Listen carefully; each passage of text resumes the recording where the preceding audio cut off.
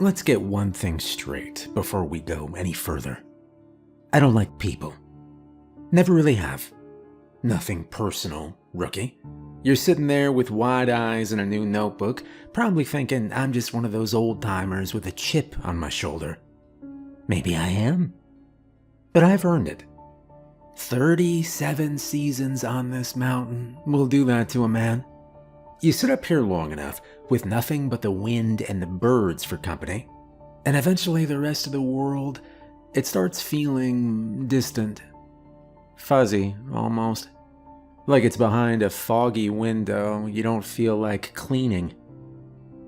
Name's Clive. I come back every spring. Not because I have to, not for the paycheck. Us rangers, we don't get paid that much. I come back here because someone's got to be up here. Someone who remembers what this place is, what it does, and what it takes. You'll learn all that soon enough. You will, but right now you're sitting across from me in the ranger cabin with fresh boots, a brand new patch on your shoulder, and that look on your face like you're on some kind of adventure. Hell, maybe you are. That's how I felt on my first day, too. I was back in, oh my gosh, 88. I was 23. Same as you probably are, give or take. Thought it'd be peaceful. Quiet. Something simple. Didn't take long for the forest to prove me wrong. But I ain't gonna dive into all that just yet. You just got here, alright, let's start slow. People always say I look like I belong up here. I guess they're right. I'm wiry now, I know. Bones like steel and skin like bark. My shoulders creak when I stretch, I know you heard it. And I've got one knee that likes to act up when rain's on the way. I think it's gonna rain in about 3 days. I live light. One pack. One radio. A mug that's probably older than you, and a cot that still smells like cedar from when I built it. No TV, no signal. The station has a large bookshelf that we're free to use. They've got all that classic paperbacks, though some of them are missing half their pages. When the snow melts and the wildflowers start poking through the ash, that's when I hike up. Every year, without fail.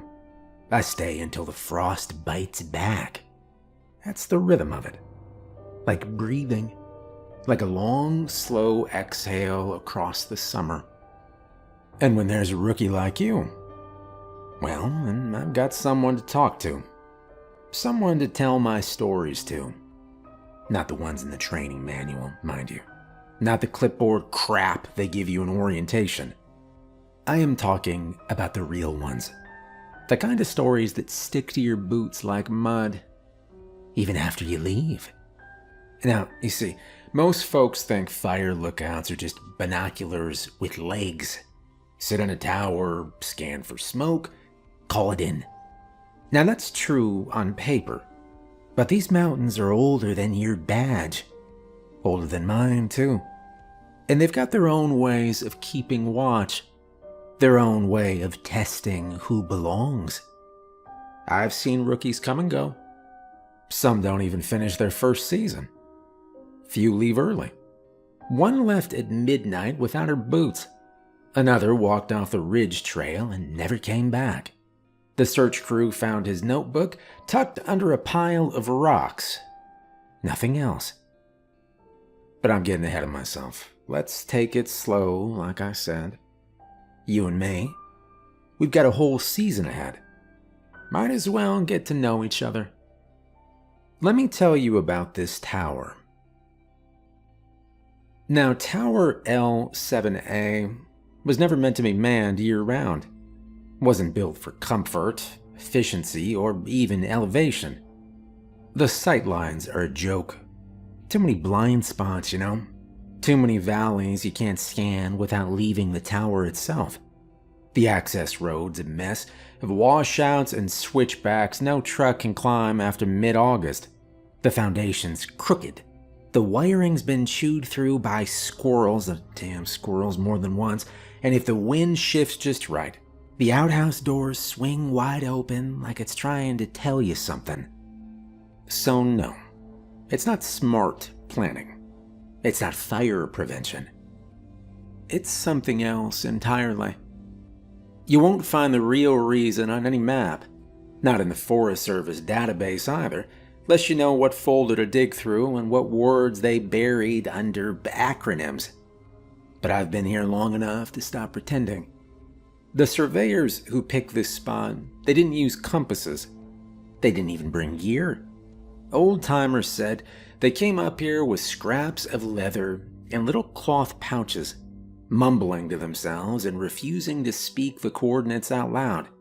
When they picked a location, they marked it with a ring of salt and small animal bones. Rabbits, mostly. But some of the pieces didn't match any critter I've ever seen. Later, someone added a post, then a platform, then a tower. On record, L7A is a fire watch station for the northern sector. Off record, it's a containment post. A last guardrail between federal land and something else. I used to think that sounded dramatic. Back in my second year, I started looking into it. You can learn a lot if you read between the lines. Go back far enough in the logs and you'll see what I mean. Most of the older rangers, ones who worked here before me, never filed formal complaints, but they left journals behind. And the journals are full of warnings. Little things at first. A new watch that kept ticking backwards. People from photos disappearing. A burned circle of grass out past the East Trail that came back every year, no matter how many times they dug it up. A ranger who reported seeing the same family of hikers every afternoon for a week straight, wearing the same clothes, with the same scratch on the father's arm. They started calling it the pass-through. Not a portal, not a gate, just a soft place, a loose seam in the world where things crossed without making a sound. According to them, this place is where the dead come back through, wearing borrowed skin. Where wounded animals walk east, not to die, but to return different. Where a misplaced photograph, a stolen bite of fruit, or a sentimental object stashed in the wrong spot can break open something that's only ever been barely shut. They say it doesn't happen often. Maybe once a season, maybe less. But when it does, the damage is quiet, and it lasts. There's a reason I come back every spring. I don't like being the last line, but I've seen what happens when no one's here to watch. Every rule in the logbook, it's there because someone broke it. Someone didn't listen, and the forest came to collect what it was owed. I know how that sounds. I know it probably feels like too much, too fast, but that's the truth of it. You're not up here to keep fire out of the trees. You're here to make sure what's inside the forest stays inside, and to survive your season without leaving any part of yourself behind. That is harder than it sounds. When people ignore the rules, they get hurt. They fall, they break bones, they go missing. Sometimes they're found miles from where they should be, without their boots, without their packs. Sometimes they don't come back at all. That happens. But that's not the worst of it. The worst part is when they do come back and something's different. Not obvious at first. Just a little off. The way they talk, the way they look at you too long without blinking, the way they forget things they should know and remember things they were never told. That's when you know something followed them back, or something got left behind. This place, it's not haunted. It's not cursed either. But things happen here. Strange things. Enough that you stop calling them coincidences. Sometimes it's just tools going missing or paths shifting in ways they shouldn't. Other times it's worse. Rangers getting hurt, getting turned around, ending up someplace they swear they have never seen before, even if they've walked the same trail 100 times. The tower, it gets under your skin if you let it. L7A has a history. That's all you need to know. Things have happened here that don't happen in other towers. And once you start your season, you're part of that. Whether you believe in the rules or not. You want to make it through the season good, then you need to learn the rules. Starting with this one. Rule number 1. Never eat fruit found in the wild. I've seen it happen 3 times. That is more than enough. The first time was my second season up here. Late July. Dry heat, clear skies. The kind of days where the bugs stick to your skin and your shirt turns stiff from salt. I was green then. Still believed that the worst thing that could happen was a lightning strike in a fast-moving blaze. The rookie I was training, name was Lucas. Easygoing type. Kind of guy who always whistled without realizing it. It drove me crazy. He brought a fishing pole up to the mountain, if you can believe that, thinking he'd find a stream near the tower. Didn't matter that I told him 3 times there wasn't one. He went out anyway, poking around past the boundary markers, convinced he'd find something to bring back and fry up on the little stove.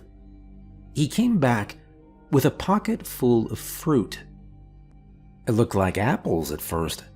Small, smooth, pale green with red streaks. He offered me one, and I told him no. I didn't give him a reason then. Just shook my head and kept flipping through the logbook. He shrugged and took a bite. Didn't even finish it. Left the core in the tin sink and went to bed early. By morning, he'd already started to forget things. Not big things, small ones. His locker code, my name, what day it was. He asked me the same question 4 times before noon. And that's when I started watching him real close. Over the next 3 days, he got quieter, slower, like someone had turned down the volume inside his head. He sat for hours without moving, just looking out past the ridgeline. I asked if he was feeling all right. He said yes, but didn't meet my eyes. Said everything tasted like dirt. Even the instant coffee he used to drink by the cup. By the 5th day, he stopped talking altogether. On the 6th day, I woke up and he was gone. No note, no bag, the tower door wide open. I followed his boot tracks as far as I could. They led east. Everything that goes wrong out here leads east. We found him 2 weeks later, or most of him. His body was sitting under an ash tree at the edge of a dry creek bed, upright, like he'd just taken a seat. Face blank, eyes open but dried out. The weird part wasn't his expression, though. It was the fact that something had stacked little white stones around him. A ring, neat and even, like a border. His notebook was gone, so was his nameplate. I filed the report. They listed it as exposure and dehydration, but I knew better. No berries, no apples, no wild pears, that's the rule. If it didn't come up in a crate, don't put it in your mouth. That includes the weird little orange things that look like tangerines, the red fruit with yellow fuzz, the glossy black seeds that sometimes grow in clusters near the creek. Don't even touch those. They'll stain your fingers, and you'll have to scrub your hands till they bleed just to get the stain off. The forest marks you when you eat the fruit. Not spiritually, legally. It's like guest rights in old villages. You break bread in someone's house, you're bound by their rules. Doesn't matter if you understand them or not. You're playing their game now. You're on their board. Eat the fruit and you are part of the forest. The old-timers said the trees notice when someone takes what isn't theirs. They don't speak or move. They just remember. And the next time you pass under their branches, they lean a little lower, just enough to remind you that you owe them something. It's an old law, not one written in any book you've seen, but older than that. I don't know when it started. I just know it works the same as the Greek myth, the one you probably heard back in high school. Yeah, the pomegranate seeds. Hades, his wife, you know how the legend goes. She only ate a few, just a taste, and that was enough. She couldn't leave the underworld because of it. That little bit of sweetness cost that sweet little thing her life. That's the forest for you. Eat the fruit and you've accepted the invitation. Doesn't matter if you didn't mean to. Doesn't matter if you were hungry. Doesn't even matter if you spit it out right after. The second you take a bite, the forest sees you different. You're not a guest anymore. You are a resident. And things go differently for residents. Sometimes people who break the rules get lost, even if they know the trail by heart. They'll take one step off path and end up somewhere that doesn't match the map. Sometimes they stop sleeping. They'll sit up at night staring at the tree line like they're waiting for something. Other times, they start getting sick. Nosebleeds, migraines, vomiting, things the med team can't explain. Watches stop working, compasses spin. There was a ranger who ignored the food rule, thought he was being clever, said the berries looked just like the ones back home. He only ate a few. Within 2 days, he started getting dizzy, kept losing track of conversations. He wrote the same thing in the log 3 times in a row without realizing it. By day 4, he was having full blackouts, waking up outside on the ground without knowing how he got there. No memory of the night before. He started locking himself inside the tower, but it didn't help. Things got worse. Cuts on his arms he couldn't explain. His hands shook too much to hold a pen. On day 6, he called in for a transfer. We never heard from him again. No paperwork, no forwarding info. I checked the division logs myself. It is like he was scrubbed out completely. He wasn't the first, and he will not be the last. You'll be tempted. You will. Some nights get long up here, and you'll crave something fresh. A break from cans and powdered eggs. You'll see those little berries glowing under moonlight and think they look harmless. Don't be an idiot, they're not. They're a test. And this place doesn't give you a second try. If you're starving, boil pine bark. I don't know, eat dandelions. Tear up your field journal and chew the pulp if you have to, okay? But don't eat the fruit. If it comes down to it, just go hungry. You look a little chubby anyway, so consider it a diet. You'll be miserable, sure. You'll feel weak, you'll get headaches, your hands will shake. But you'll still be yourself. You'll still be thinking straight. You'll still have the option to walk out of here when the season ends. You eat from this forest, and that changes. So don't test it, all right? Don't risk it. Never eat fruit found in the wild. All right, rule number 2. Do not bring personal objects into the tower. There's a reason I tell rookies to pack light. real light. You don't bring anything sentimental up here. Not photos, not gifts from family, not letters, keepsakes, anything tied to your life outside this job. The tower is not the place for it. I know it sounds strange. You're out here for weeks at a time, maybe months. It's natural to want something that reminds you of home, something to keep you grounded. But that's the problem. It does the opposite. It roots you in the wrong place. Once you bring something personal into the tower, you're not just passing through anymore. You're making yourself part of it. You're setting up camp in a place that doesn't want you to stay, and it changes how this place treats you. I didn't believe it either when I started. Nobody does. But then I brought a photo, just a small one, wallet-sized, of my brother and me when we were kids. Taped it above the desk. I told myself it was just for morale, something to keep me steady when the long shifts started wearing me down. Within a week, things felt off. I started forgetting simple things. Radio check times, log entries I'd written that morning. Whether or not I'd locked the hatch. Nothing major at first. Just a little more scatterbrained than usual. Then came the long stretches where I'd catch myself staring out the window without knowing why. I wasn't watching for smoke or checking terrain. I was just zoning out for minutes at a time. It didn't take long before I started dreaming about the tower, even while I was in it.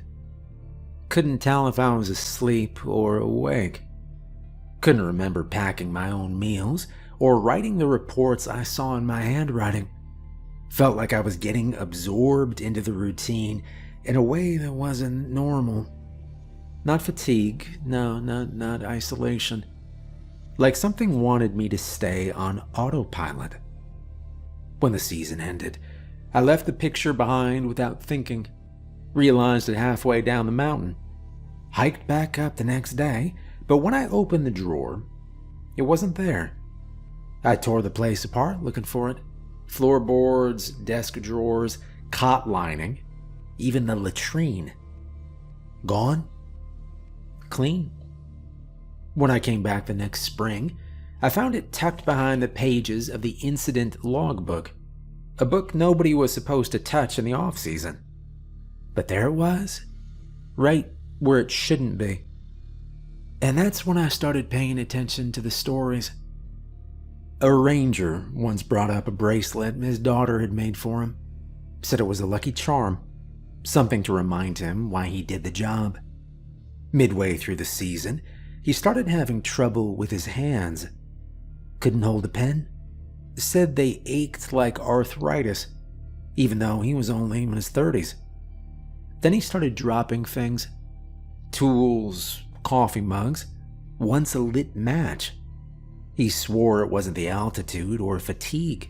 Said he felt like his arms were moving without him sometimes, like they weren't taking orders anymore. He left early. No warning. Just packed up and hiked down in the middle of a rainstorm. He never came back. I checked his locker the season after. Empty, except for that bracelet, sitting right in the middle of the floor.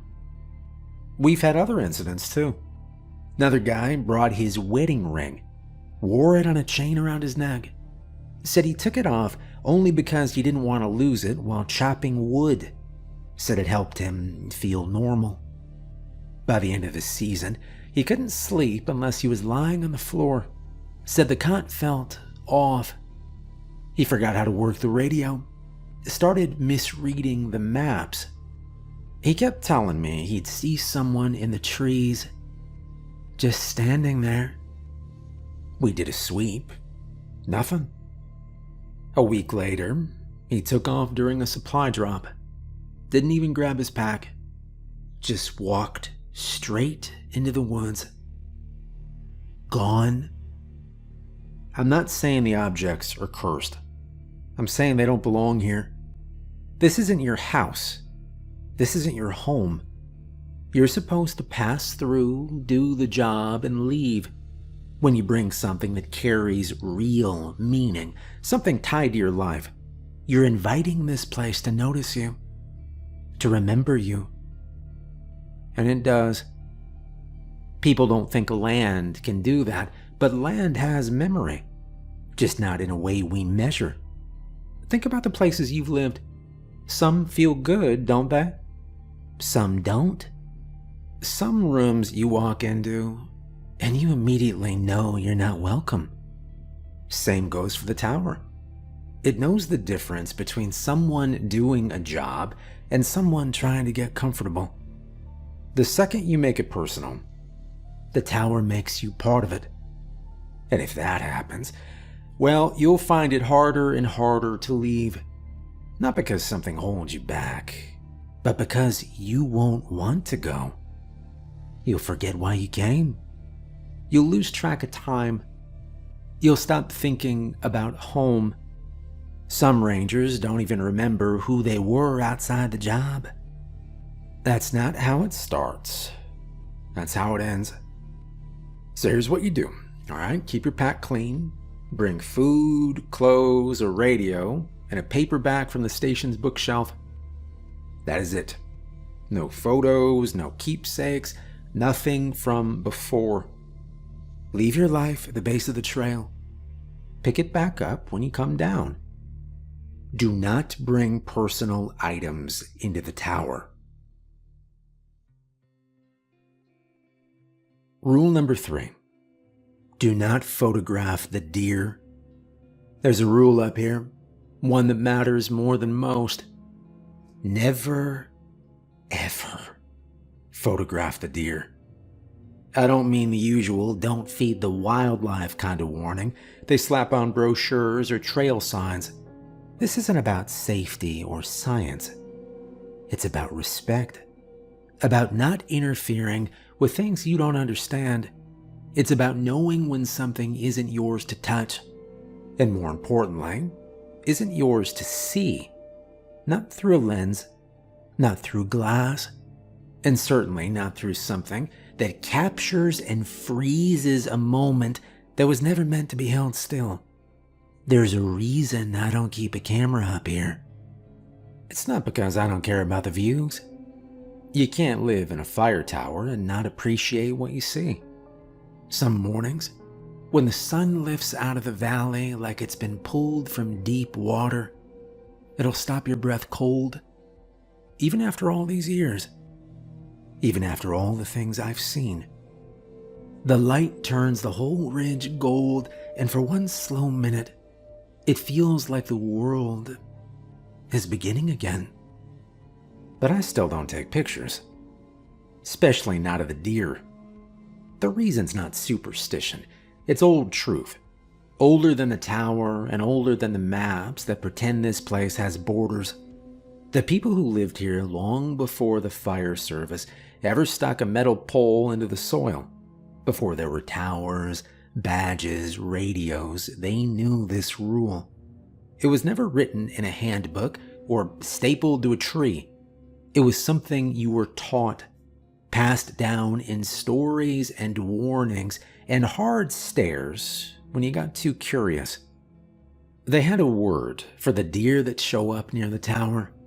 It didn't translate cleanly, but the closest we've got is those who walk with borrowed skin.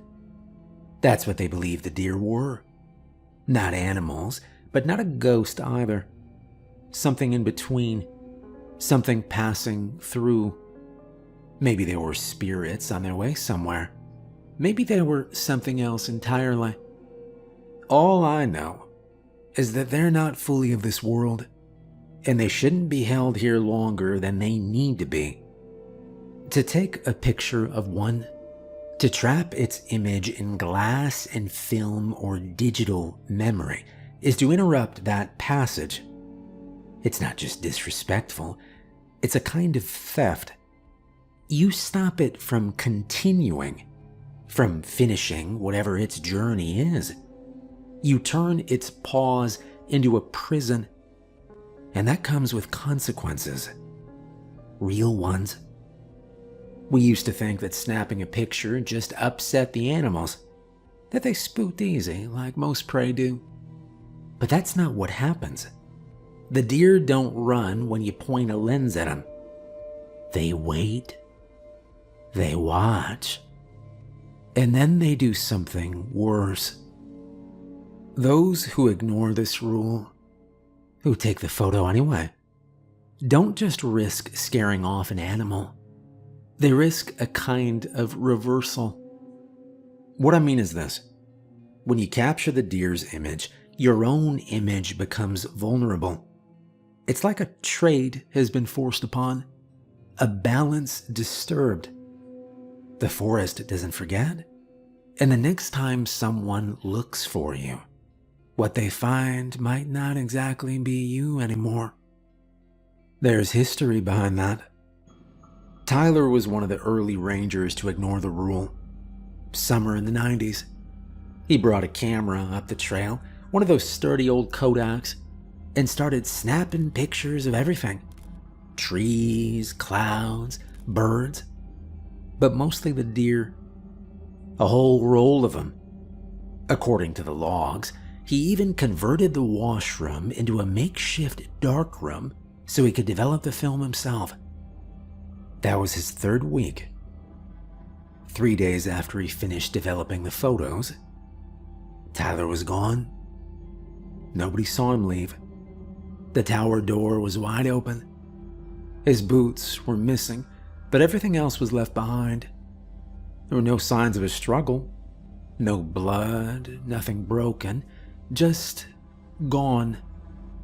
When the response team went up to check, all they found was a crushed camera lens, shattered like it'd been stomped or bitten.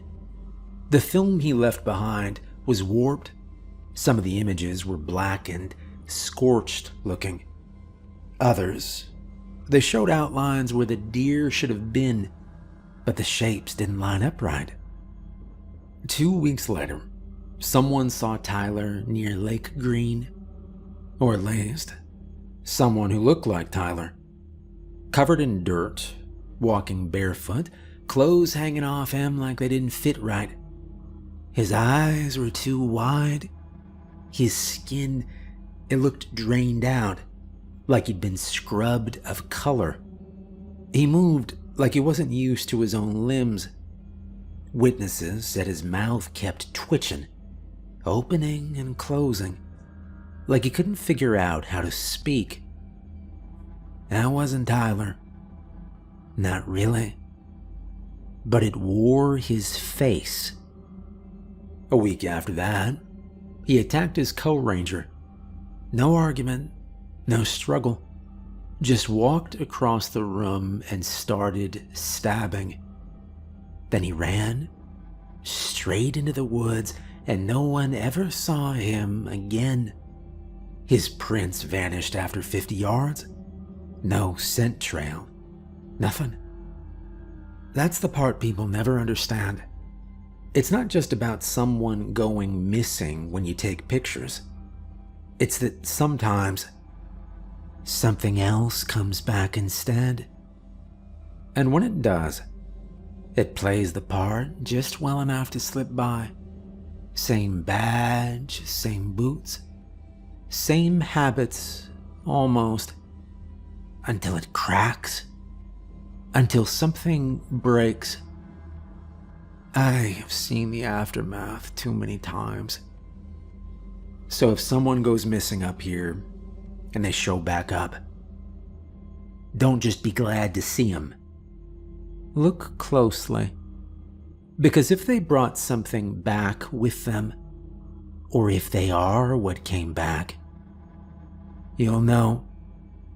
Not right away, but you'll know. So remember the rule.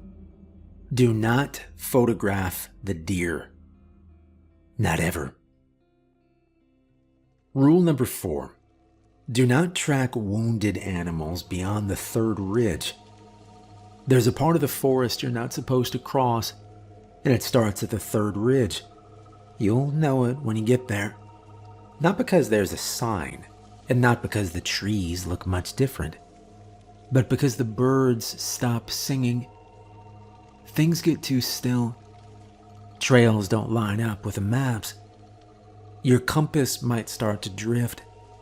Once you've been out here long enough, you'll learn what it means. That's a boundary. It's not just a natural one, it's a cultural one too. A long-standing line that goes back further than this lookout tower, further than the ranger stations, and even further than the roads that cut across these hills. The people who lived on this land before us had rules about that ridge. Not just advice, rules. The stories passed down weren't just to entertain. They were there to keep people alive. According to local tradition, tribal stories that go back generations, the land east of the Third Ridge isn't ordinary ground. It's not wild in the sense of untamed wilderness. It's wild in a spiritual sense. It belongs to something else. They believed that after death, a spirit didn't just vanish. It needed to walk back. That was their word for it. Not a metaphor.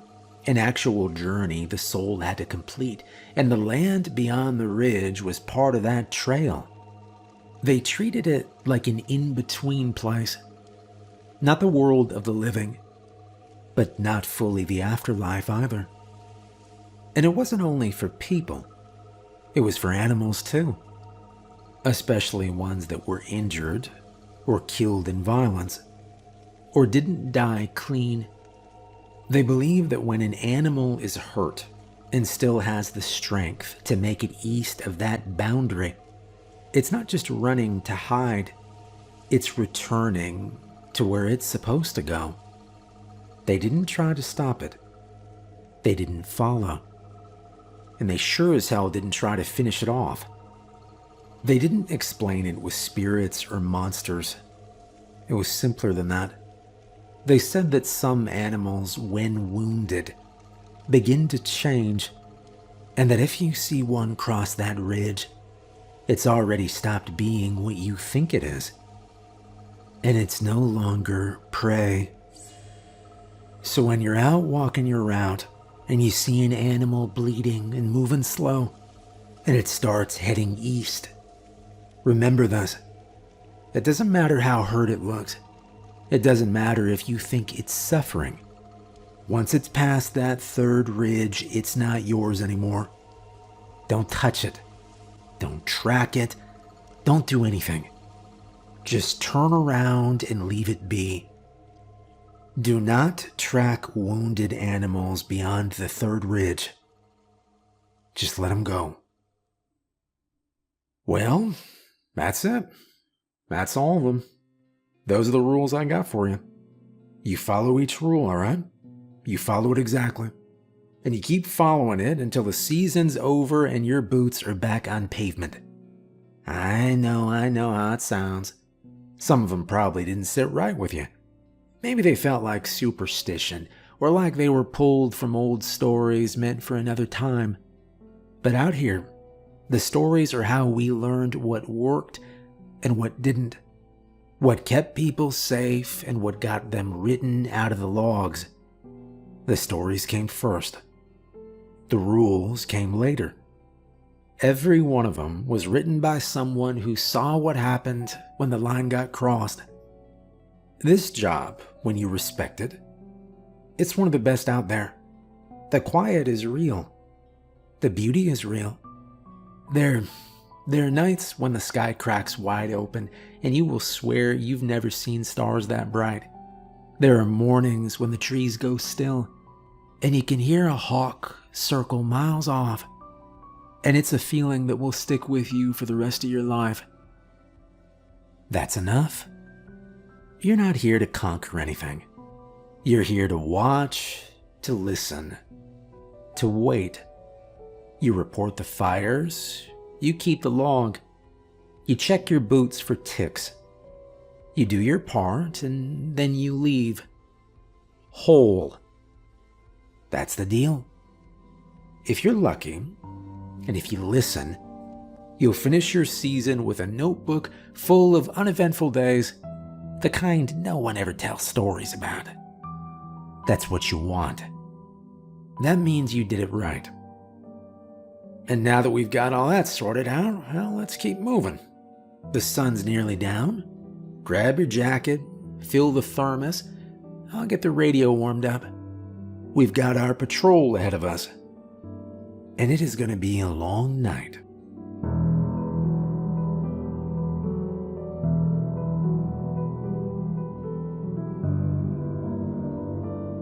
Hey, I hope you enjoyed the story. I had fun with this one. If you'd like to become a member on Patreon, there's a link in the description. We do early access. And it is audiobook style. So on there's no music, no sound effects. So it's cool. It's kind of different. Second channel, there should finally be a new story up. It's been a while because I moved, so everything's kind of a mess. But there should be a new true story video up by now when this video comes out. Thank you again for watching. Thank you for all the support. Hope everybody's doing well. And have a good night.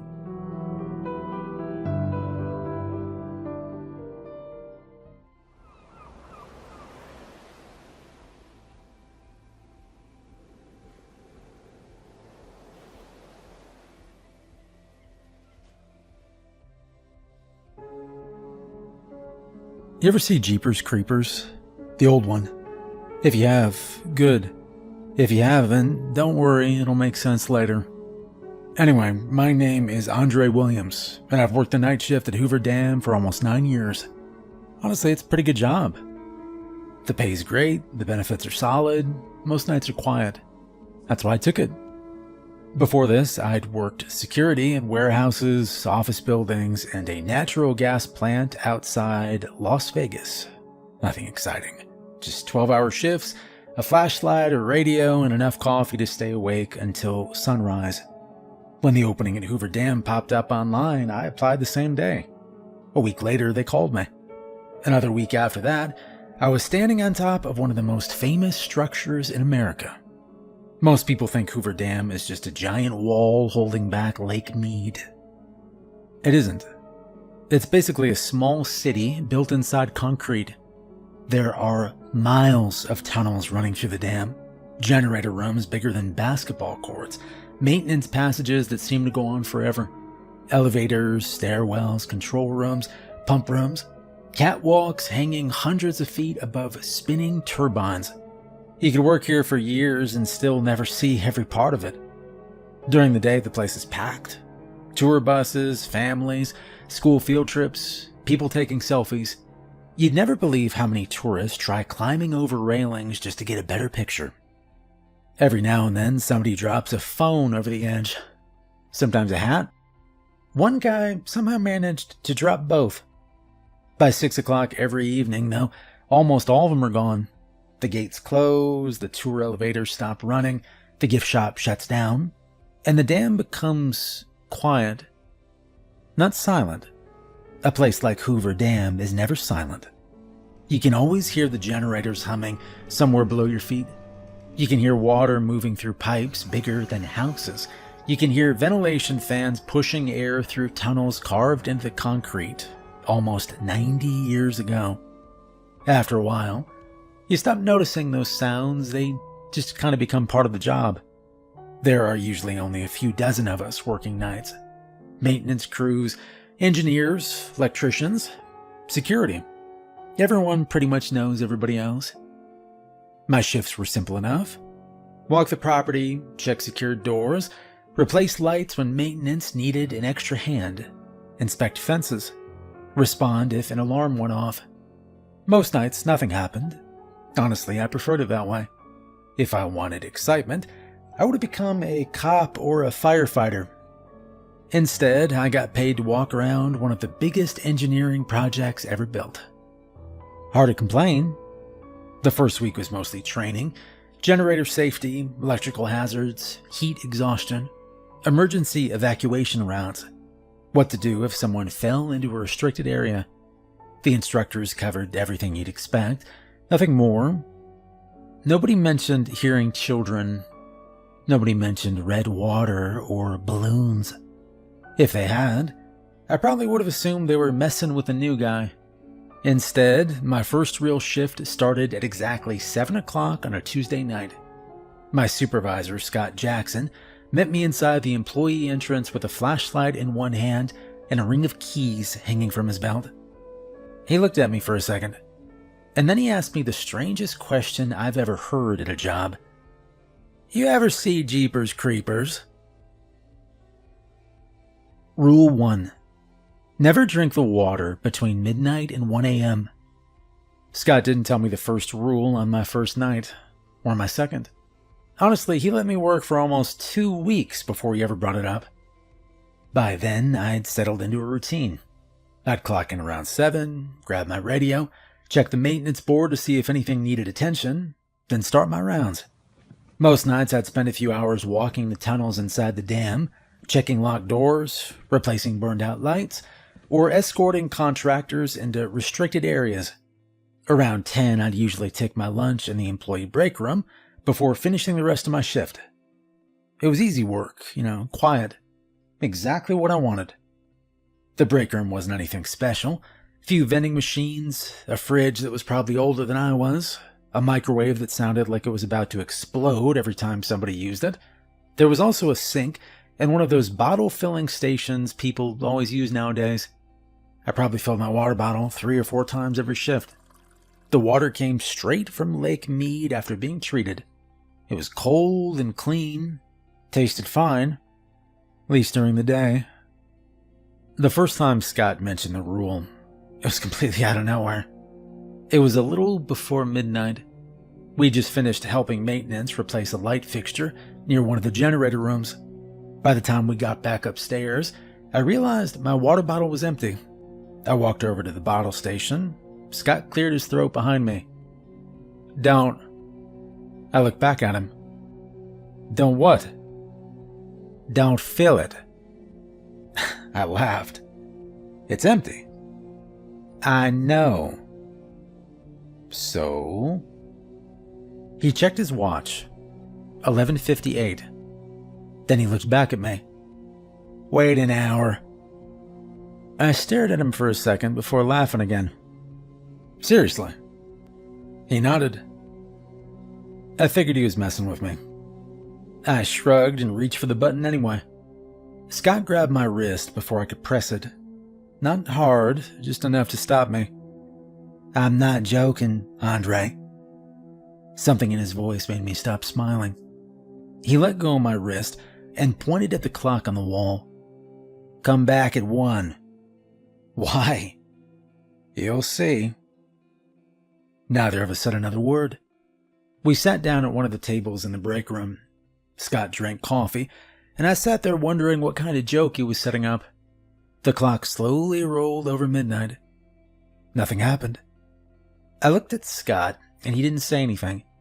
And about 30 seconds later, I heard it. We both looked toward the sink.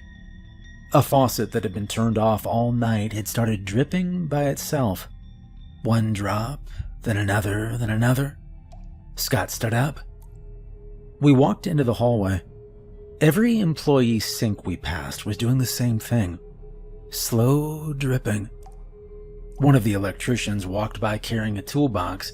He didn't even look surprised. Just kept walking. When we reached the next water fountain, Scott nodded toward it. "Go ahead." I leaned down, and the water wasn't clear anymore.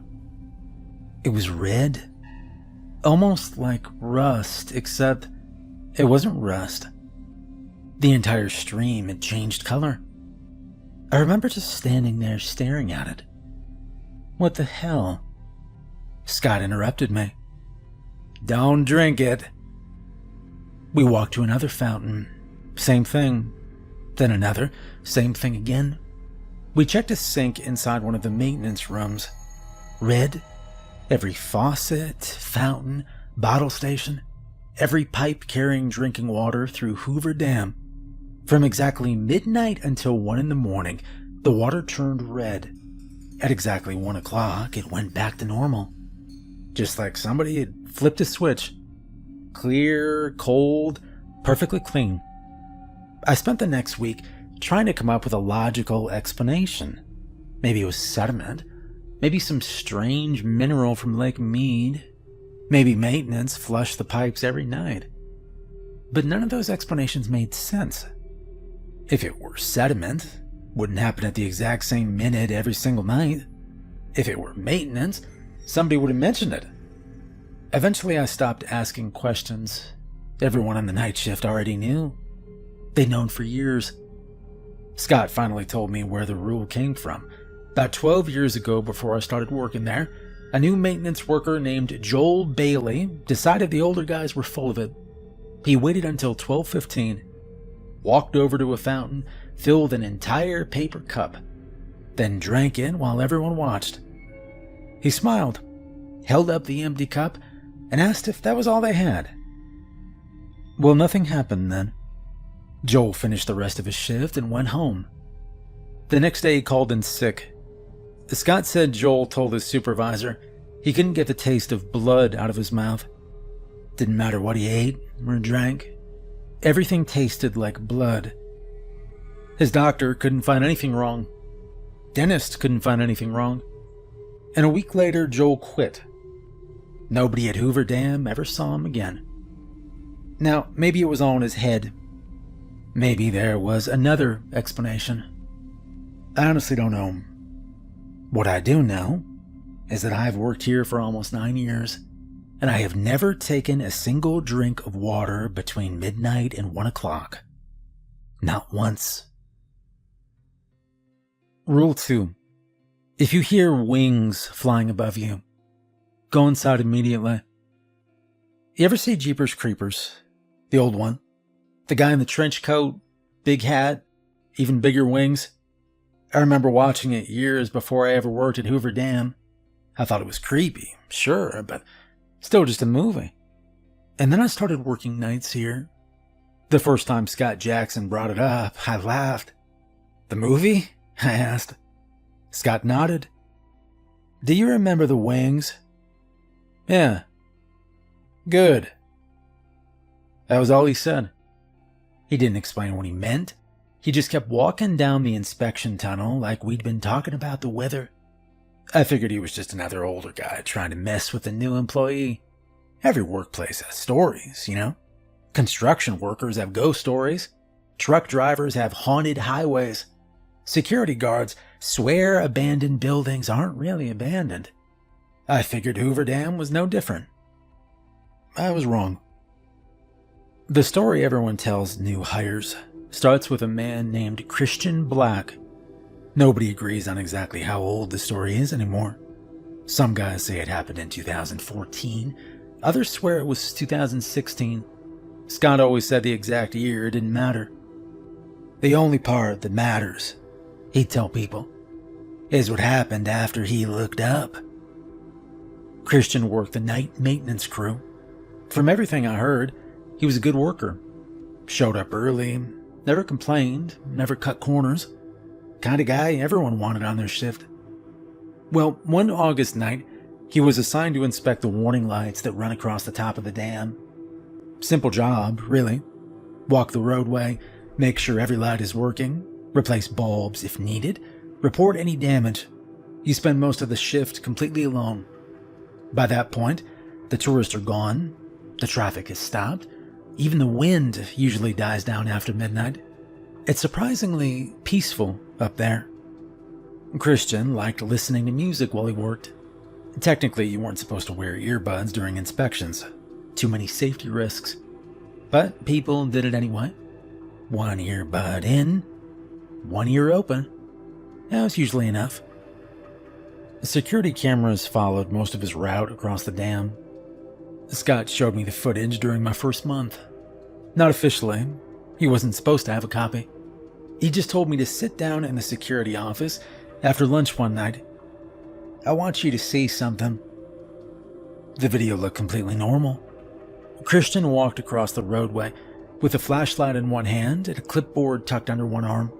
Every few seconds, he'd stop beside another light, write something down, then keep moving. Nothing unusual, nothing scary, nothing that would have made anyone remember that night. But then, Christian stopped walking. Not suddenly, almost like he'd heard something. He reached up, pulled one earbud out, tilted his head, listened. Scott paused the video. "What do you hear?" I shrugged. "Nothing." "Exactly." He pressed play again. Christian slowly looked up toward the night sky. Not straight up, just enough to follow something moving over him. The security camera flickered once, then again.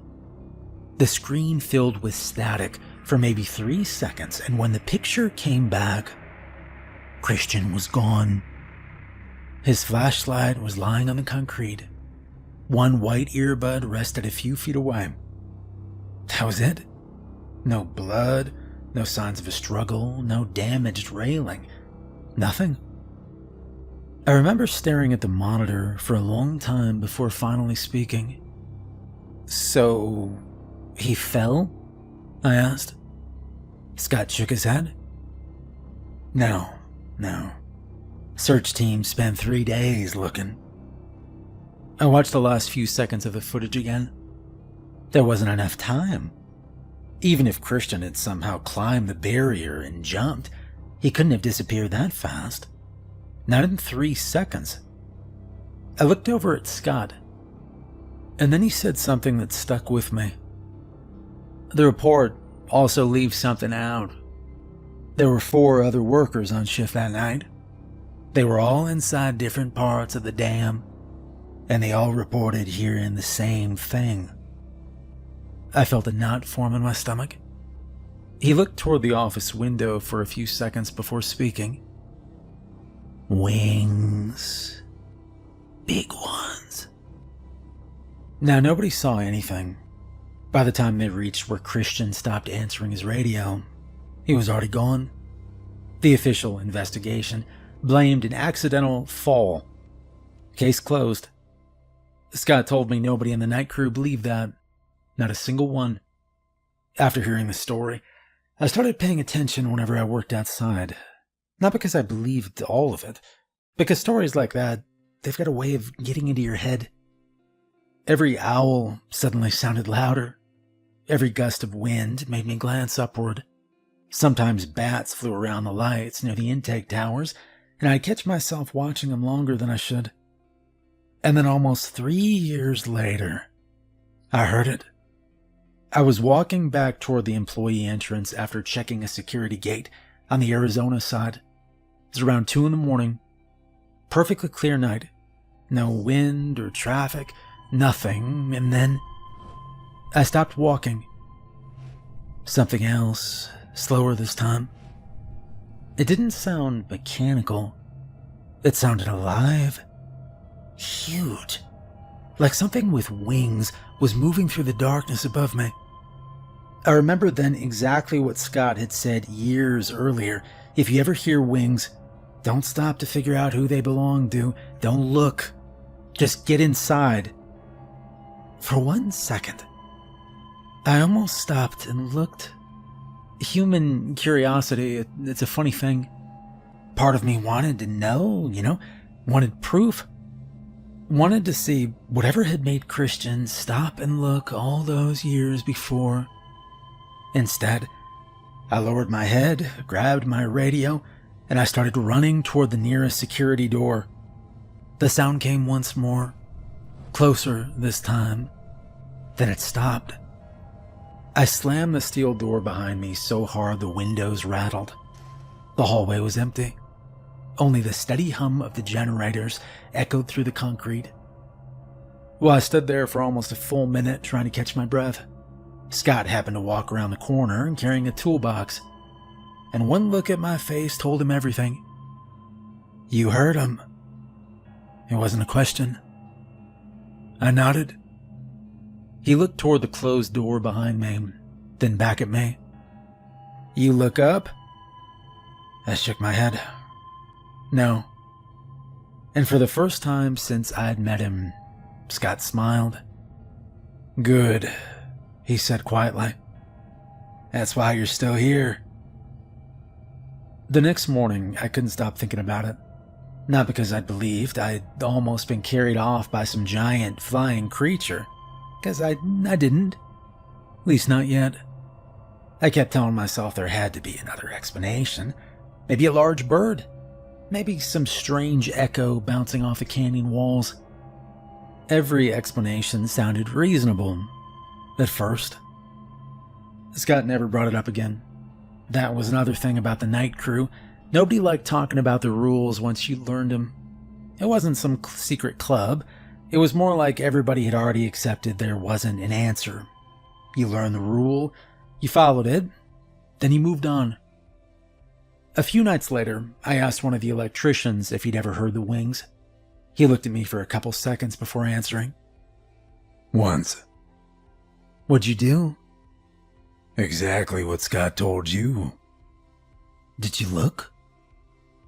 He shook his head no, and walked away. Over the next few years, I worked hundreds of night shifts on top of that dam. Sometimes I'd spend 3 or 4 hours outside. Summer or winter, didn't matter. I'd walk the same inspection routes Christian Black once had, check the same lights, unlock the same gates, sign the same inspection sheets. Every now and then, I'd catch myself looking up into the night sky. Not because I'd heard anything, just because I was thinking about him. Thinking about those 3 seconds. It's amazing how much your imagination can do with 3 missing seconds. Maybe he really did fall. Maybe the camera really did fail at exactly the wrong moment. Maybe everyone inside the dam imagined hearing wings because they'd already convinced themselves something strange had happened.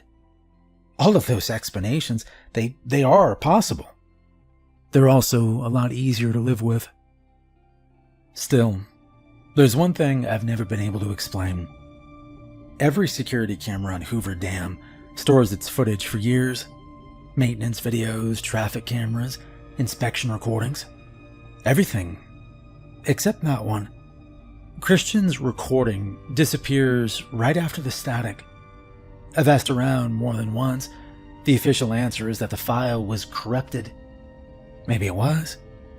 Or maybe someone decided nobody needed to keep watching those 3 seconds over and over again. I honestly don't know. What I do know is this. I've heard the wings once. Scott heard them twice. The electrician heard them once. And none of us looked. Christian Black did. And whether you believe the old stories or not, he is the only one who never came back. So if you're ever working the night shift at Hoover Dam, and everything suddenly goes quiet, and you hear something enormous beating the air above your head, don't try to figure out what it is. Don't convince yourself it's just a bird. Don't tell yourself you're being paranoid. Don't look up. Just run. Rule 3. Never stand too close to the edge. Now, not every rule at Hoover Dam exists because of something supernatural. Some of them exist because this place is dangerous enough all by itself. People forget how massive Hoover Dam really is. Pictures don't do it justice. Standing on top of it doesn't either. It's only when you walk the maintenance routes at night that your brain finally understands the scale of the place. The top of the dam sits more than 700 feet above the Colorado River. The concrete curves away beneath your feet until it almost disappears into the darkness below. During the day, tourists lean over the railings to take pictures without thinking twice about it. At night, it's different. There are fewer lights. The canyon below becomes one giant black shadow. You can still hear the river, but you can't always see it. Sometimes, all you can make out is a faint strip of moonlight reflecting off the water hundreds of feet below. It's enough to remind you that one mistake is all it would take. Most of the inspections we do are routine. Checking warning lights, looking for damage along the railings, making sure gates are locked, verifying cameras are still online. The kind of work that gets repetitive after a while. And that's exactly when people become careless. Scott used to tell me the same thing every week. Don't let the routine fool you. One windy night during my second year, maintenance called us out because one of the warning lights near the Arizona side had stopped working. Wasn't urgent, just another burned out bulb. Scott and I grabbed a replacement and headed out. The weather had changed since sunset. The wind coming through Black Canyon was stronger than usual. Not enough to shut down work, just enough that you noticed. Every few minutes, it would whistle across the top of the dam before disappearing into the darkness below. Scott walked ahead of me, carrying the toolbox. I looked over the side for a second. Big mistake. Even after working there for 2 years, looking straight down still made my stomach tighten. The river looked impossibly small. Cars crossing the bridge in the distance looked like toys. The wind suddenly picked up. Not much, just enough to make me instinctively shift my weight. Well, we replaced the light in less than 10 minutes. On the walk back, we passed one of the maintenance pullouts overlooking the canyon. There wasn't much there. Just a short section where crews could stage equipment during larger repairs. Scott stopped walking. "Come here for a second." I walked over. Painted on the concrete, almost faded away after years in the sun, was a yellow line about 3 feet from the edge. I'd walked past it dozens of times, never paid attention to it. "What is it?" I asked. Scott shrugged. "Nobody really knows." "What do you mean?" "It was already here when I started." "So why not repaint it?" "We do," he said. He looked toward the edge. "To remind people." "Remind them of what?" I asked. "How somebody thought it needed painting in the first place." Over the next few weeks, I started noticing the same yellow line in several places across the dam. Always near maintenance areas, always a few feet back from the edge. Never mentioned on any official map, never discussed during training, just there. One night I asked one of the engineers about it. He looked where I was pointing. "Oh, that. Stay behind it." That's all he said, and then he walked away. Nobody ever gave me a better answer. Eventually, I stopped asking. Instead, I started paying attention. Whenever I worked outside, I'd noticed that every experienced employee naturally stayed behind those yellow lines. One night, a contractor stepped right over one while carrying a coil of cable. Scott called him back immediately. "Behind the line." The contractor laughed. "I'm still 10 feet from the edge." "I know." "So what's the problem?" Scott didn't answer. He just kept staring until the contractor finally stepped back. The rest of us never crossed it. Maybe it was only a safety tradition. Maybe the line meant absolutely nothing. Or maybe, after working Hoover Dam long enough, you stop ignoring the little habits the older guys have, because every single one of them started for a reason. So that's rule 3, never stand too close to the edge. Maybe it's just because the drop is over 700 feet. Maybe it's because the wind through Black Canyon can surprise you. Or maybe some rules don't need an explanation. Rule 4. If you hear a child calling from the water at 3:33 a.m., don't answer. The first time Scott told me about Rule 4, we were sitting in the maintenance office finishing paperwork after a 12-hour shift. It was almost sunrise, and everyone else had already gone home. Scott was signing inspection sheets while I cleaned out my locker. Without looking up, he asked me a strange question. "You got kids?" I shook my head. "No." "Nieces? Nephews?" My sister's got 2, I said. Scott nodded. If you ever hear one of them calling for help out on the reservoir, don't answer." Scott slid the clipboard into a filing cabinet and locked it. "I'm serious, Andre." That was the entire conversation. And for almost a year, I forgot about it. Unlike the red water or the stories about wings, Rule 4 almost never came up. Nobody talked about it in the break room. Nobody joked about it during inspections. Even the older guys avoided the subject. It was almost like saying too much about it somehow made it worse. The reservoir above the dam, it's enormous. During the day, it's full of boats, fishermen, kayaks, and tourists. At night, it's empty. That's one of the strangest things about working there. You can stand on top of the dam at 2 a.m. and look across miles of perfectly still water without seeing a single light.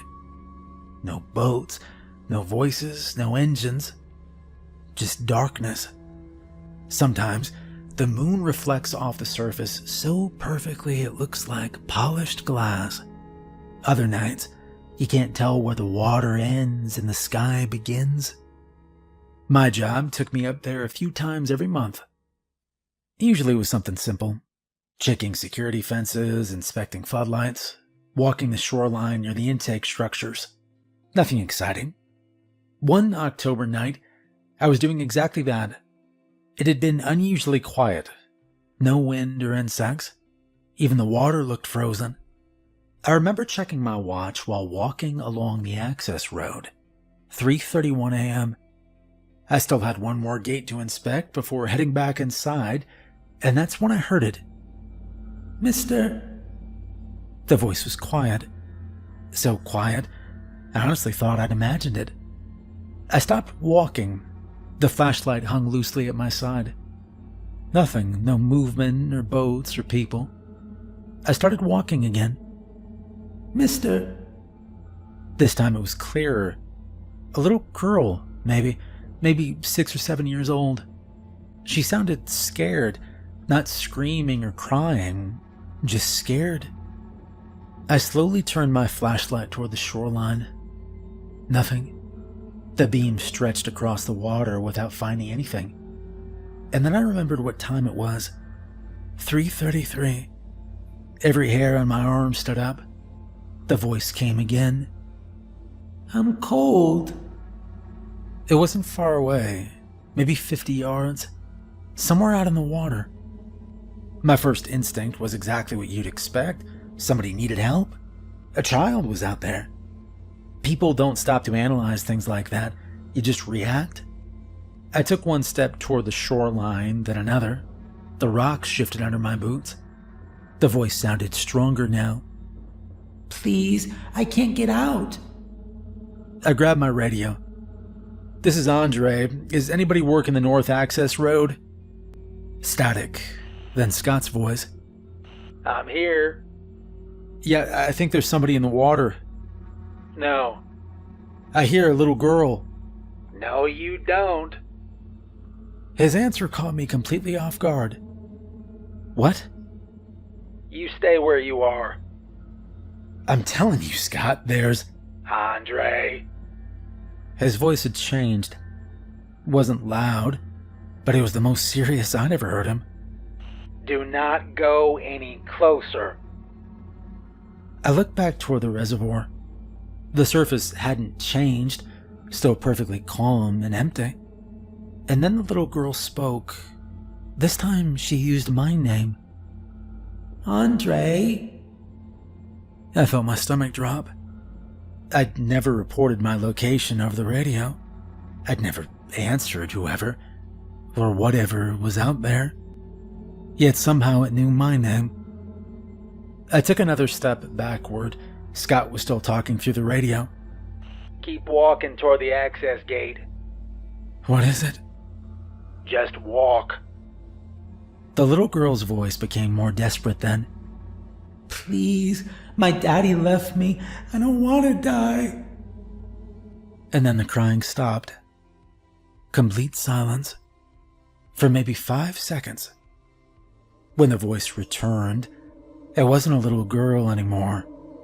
The words were the same, but the voice wasn't. "Andre, come play with me." The sound rolled across the water like thunder. I didn't wait for Scott to tell me again. I turned around and I started running as fast as I could. Behind me, the voice laughed. Not a child's laugh, not even close. Every few seconds, it would almost get it right, before slipping back into something much older. By the time I reached the security gate, Scott was already waiting for me. He didn't ask what I'd heard. He didn't need to. One look at my face was enough.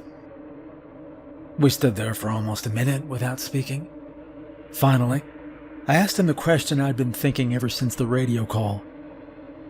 Has anyone ever gone looking? Scott stared out across the black water. A long time ago. What happened? They never found anybody. The child? I asked. He slowly shook his head. There wasn't one. Neither of us spoke after that. We locked the gate, finished the rest of our inspections, and watched the clock. The reservoir looked completely normal again. Just miles of silent water reflecting the moon. I don't know what calls from that reservoir, but if you ever find yourself working the night shift at the dam, and you hear a frightened child calling for help from the middle of a perfectly still reservoir at exactly 3:33 in the morning, don't answer. Rule 5. Never enter an unassigned maintenance tunnel alone. By the time you make it to Rule 5, you've usually stopped asking why the rules exist. You just follow them. Some make sense, some don't. Either way, they keep you alive. The 5th rule is surprisingly ordinary compared to the others. At least that's what I thought. Never enter an unassigned maintenance tunnel alone. Sounded like standard workplace safety. Buddy system.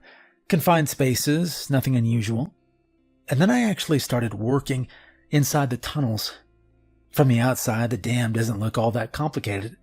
It's one giant wall of concrete holding back an enormous reservoir. Simple enough. Inside, it's a maze. There are maintenance galleries, drainage galleries, electrical corridors, ventilation passages, equipment rooms, inspection shafts, and stairwells connecting levels that seem to go on forever. Some tunnels are wide enough to drive a pickup truck through. Others barely let two people squeeze past each other. Almost every hallway looks the same.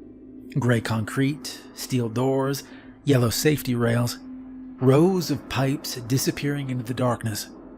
After a few hours underground, you completely lose your sense of direction. There aren't any windows. You can't see the sun. You can't hear traffic. The only constant is the low vibration from the generators. Eventually, every corridor starts looking identical. Scott warned me about that during training. Never trust your memory down here. I've got the maps, I said. You might not when the power goes out, he said. Every employee carried a radio, a flashlight, and a laminated map of the tunnel system. That sounds reassuring until you realize there are hundreds of intersections. A wrong turn doesn't usually put you in danger, it just wastes time. Most nights, that's all it is. Most nights. Well, one winter evening, maintenance reported a pressure sensor that had stopped responding. It wasn't a major repair, someone just needed to confirm the wiring hadn't been damaged. Scott was busy helping another crew, so he pointed toward the maintenance office. Grab the blueprints, I'll meet you down there. No problem, I said. I picked up the map, checked the tunnel number, and headed downstairs. The first 10 minutes were completely normal. Concrete corridor, left turn, steel door, another corridor, exactly like every other inspection. And then I reached a 4-way intersection. According to the map, I needed to go left. Except, there wasn't a left. The hallway shown on the blueprint simply didn't exist. Instead, there were 3 identical corridors stretching away into the darkness. I checked the map again. Same result. Wrong layout. I figured I'd counted intersections incorrectly. Easy mistake. So I picked the center hallway. 5 minutes later, I found another intersection, and again, it didn't match the map. I stopped walking, pulled out my radio. Yeah, this is Andre. Static. Scott, you copy? Nothing. I tried again, still nothing. The radio had worked perfectly upstairs, and now just silence. That was the first time I realized how quiet those tunnels could become. Without the radio chatter, without footsteps, without anyone talking. All I could hear was the distant hum of machinery somewhere inside the concrete. It almost sounded like breathing. I told myself not to be ridiculous. This place was nearly 100 years old. Old buildings make noise, pipes expand, fans cycle on and off. Concrete settles. There was a logical explanation for everything. I took another hallway, then another. Nothing looked familiar. Every door had the same paint. Every light fixture looked identical. Every corridor stretched into another corridor. I checked my watch. Almost 40 minutes had passed. The repair should have taken 10. And for one of the first times since starting the job, I felt genuinely uncomfortable. I had absolutely no idea where I was. I stopped again and listened. Somewhere far ahead, I heard footsteps. Finally, somebody else was down here. Hello? No answer. The footsteps continued. Heavy work boots by the sound of them. I started walking toward them, and the strange thing was, I never got closer. No matter how fast I walked, they stayed exactly the same distance away. Always around the next corner, always just out of sight. I called out again. Nothing, just footsteps. By then, I wasn't even thinking about the broken pressure sensor anymore. I just wanted another human being, another radio, another voice. I turned another corner, empty hallway. I heard the footsteps behind me then. I spun around. Nothing. The corridor I just walked through was completely empty. The footsteps stopped then. Every instinct I had told me to start running. Instead, I forced myself to stand still, take a breath, think. Scott always said panic was the quickest way to get lost.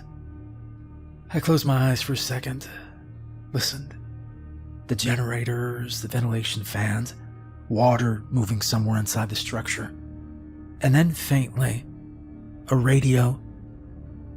Andre? Scott. I couldn't make out the words, only my name. I answered immediately. This is Andre. Static, then. Don't move. The transmission was broken, but it was enough. I stayed exactly where I was. Less than 2 minutes later, Scott rounded the corner carrying another flashlight. You alright? I got turned around. I know. How'd you find me? He held up a small tracking receiver clipped to his belt. Your radio. On the way back, I asked him about the footsteps. He didn't even look at me. What footsteps? The ones I kept hearing. Scott was quiet for several seconds. Finally, he shrugged. Yeah, I've heard them too. You ever figure out what they were? No. Were they another worker? I never found anybody. That was all he said. We finished the repair together. Took less than 5 minutes. As we climbed back into the main access corridor, I looked over my shoulder one last time. The tunnel was empty. Completely still. Nothing chasing us, nothing standing in the darkness. Just another stretch of gray concrete disappearing underground. Now maybe I imagined the footsteps. Maybe stress and isolation got the better of me. Maybe old tunnels play tricks on your ears. But I don't think so. Rule 6. If you ever see red balloons floating out of one of the drains, run. By the time I learned the 6th rule, I'd stopped trying to decide which stories were real and which ones weren't. I had seen enough strange things to understand one simple fact. You don't have to understand a rule to follow it. You just have to survive long enough to learn why it exists. The sixth rule wasn't written anywhere, wasn't in the employee handbook, wasn't posted on a bulletin board. Scott didn't even tell me himself. I overheard it. It was just after 2 a.m, and a water main had burst inside one of the lower maintenance galleries. Half the night crew had been called in to help shut off valves before the flooding reached an electrical room. For almost 3 hours, everyone was busy. Maintenance, security, engineers. Even supervisors were carrying pumps and hoses. By the time we finally finished, everybody was exhausted. A few of us ended up sitting outside one of the service buildings, drinking bad coffee from paper cups while we waited for the maintenance report to be finished.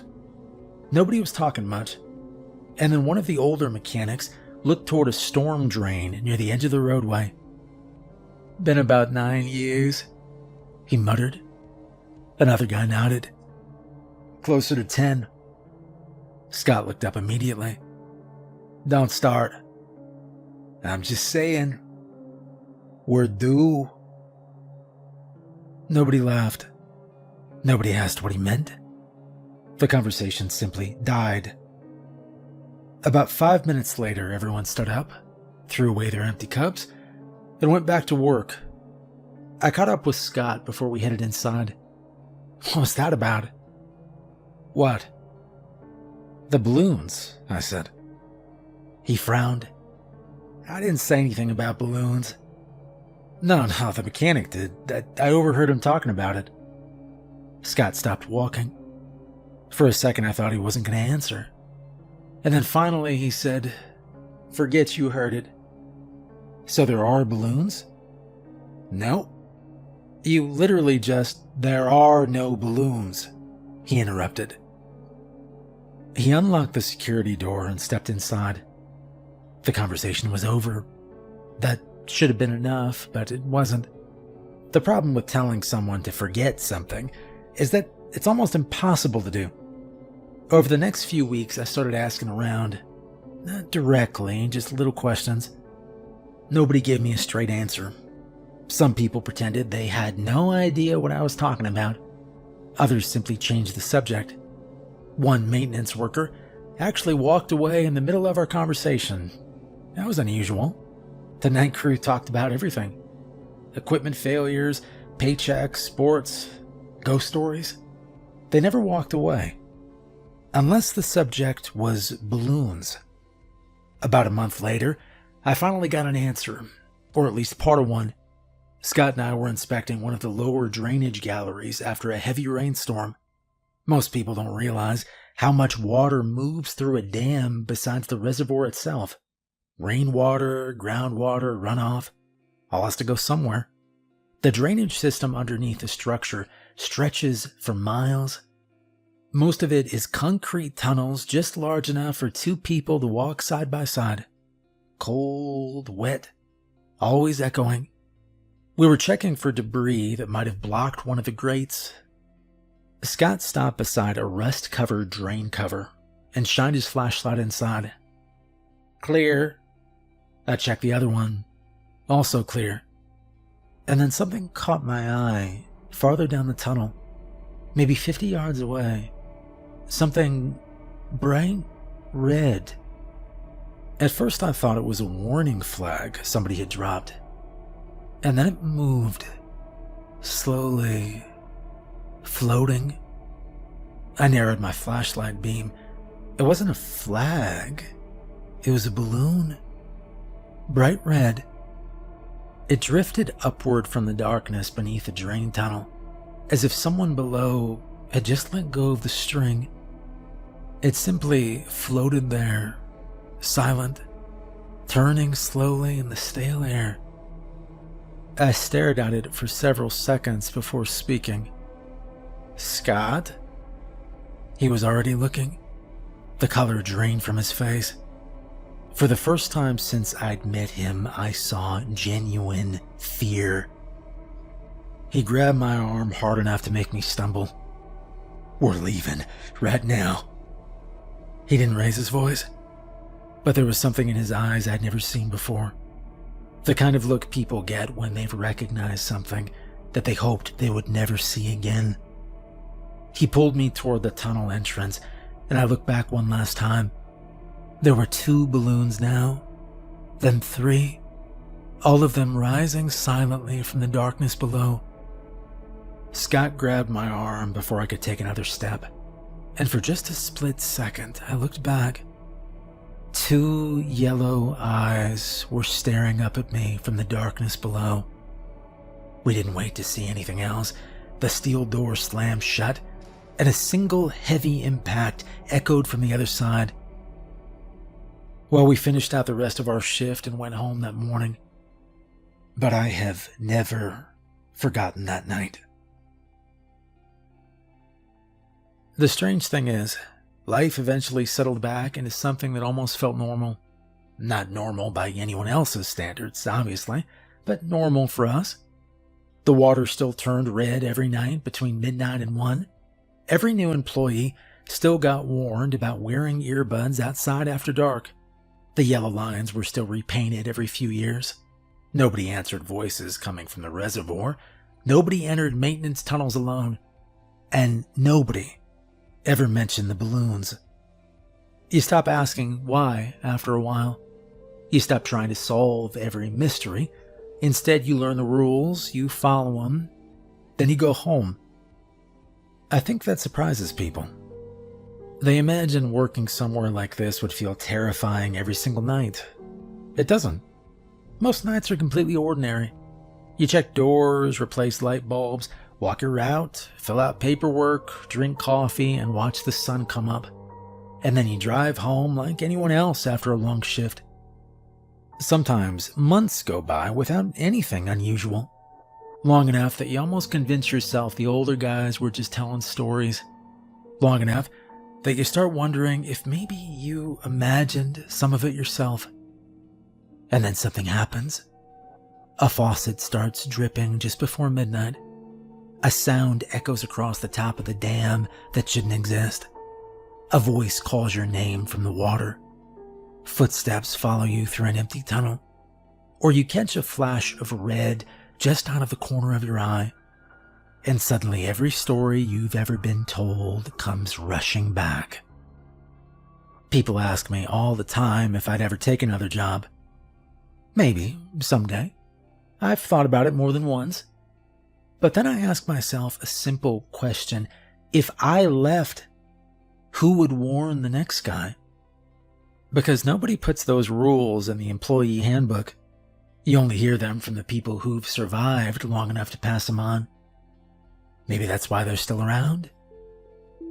So if you ever find yourself working the night shift somewhere old, somewhere built out of thousands of tons of concrete, somewhere with endless tunnels beneath your feet and miles of black water behind your back, listen to the old guy training you, even if what he says sounds impossible. Especially then, because every rule has a story.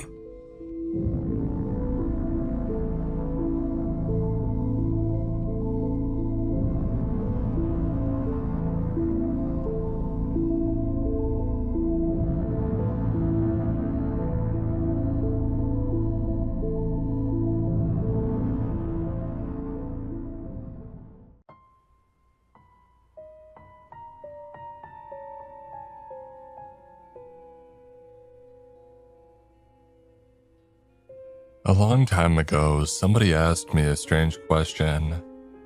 It was my last year of high school, and I was drunk out of my mind and crashing at a friend's place. We were coming down from an after party, and half of us didn't want to go home.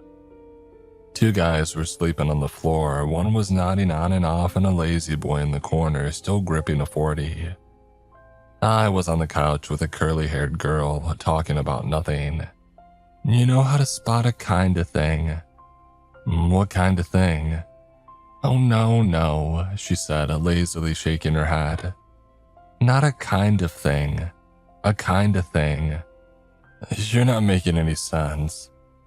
She poked me in the chest and put her head on my shoulder, falling half asleep as she explained.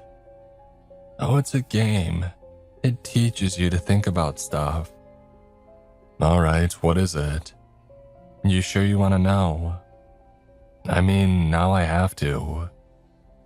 I was barely paying attention. My hands smelled like cheese snacks and rubber.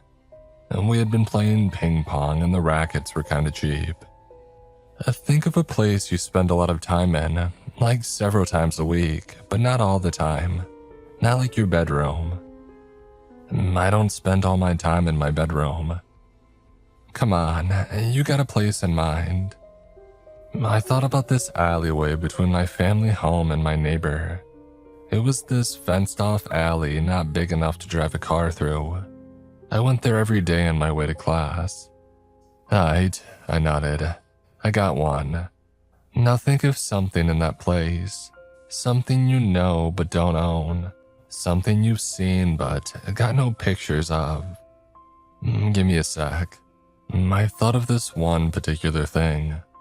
It was a little teddy bear keychain that somebody had put on one of the fence posts. Nothing big, just a plastic thing with a heart in the middle of the chest and an all too neutral teddy bear smile. Just a fun little quirk on an otherwise depressing stretch of concrete. Alright, I got a thing. Do you know what colors it is? She asked. I had an idea, but I wasn't 100% certain. There was some red in there, I knew that much. A bit yellow, but I couldn't say exactly what was what. Maybe the nose was black. Kinda, I said. She looked up at me and poked me in the chest again. That's a kinda thing, she muttered. They're pretty cool. She sat up and stretched a little, kicking over an empty can. The guy with the 40 had fully admitted defeat and curled up into a ball. They exist on the edge of things, she explained. It could be blue, it could be yellow, it could change into red. There's no way to really know. It only exists in your memory. But it is red. How can you know for sure? Like for sure. Well, I can check it. What if it wasn't red yesterday? Do you know for sure what it was yesterday? I mean, things don't change color. Oh, kinda things do. You're making this sound like a ghost story. Who says it isn't? We got into this weird, wine-fueled philosophy nonsense that led us nowhere, and ended up making out on the patio, staying up until dawn. As the sun rose and a car came to take her away, I decided to drag myself home. As I wandered, I took the route through that alley, and like always, the teddy bear keychain hung on one of the posts. Except the thing wasn't red or yellow. It was blue, like my mother's novelty sunflowers. There were a couple of red spots along the paws, but the main thing was all blue. I had been certain it was supposed to be all red, but maybe I had just focused on the details. I picked it up and put it in my pocket and instantly forgot about it. I wouldn't see that keychain for a long time, and I wouldn't think much of it. But I guess that's the nature of kinda things. I saw that keychain a couple of times over the next few years. When I moved into my college dorm, I had it resting on my windowsill. I think my mom put it there. At some point, I knocked it over and it rolled under a nightstand, where I didn't find it until years later when I graduated.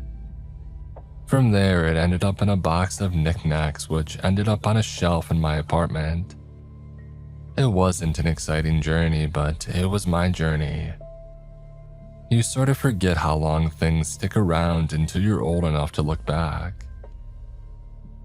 I got my bachelor's degree, my master's degree, and got working on a doctorate. As part of my doctorate, I had to teach a class. My expertise circled around information science, with a slight leaning towards digital architecture and preservation, but I wanted to give my classes something to make them really stick. That was the first time in years that I thought of kind of things, Problem was, once I went looking for that teddy bear keychain to bring to class, I couldn't find it. When I held my first class, I told them all about the kind of things. I asked my students to consider what their own kind of things would be. It was all framed in context of how important it is to preserve factual information in a way that makes it contextually aware. But for all the first-year students, it turned into a thing to share at parties. And the circle of drunk philosophers continued for another generation. It was fun though, they all had something.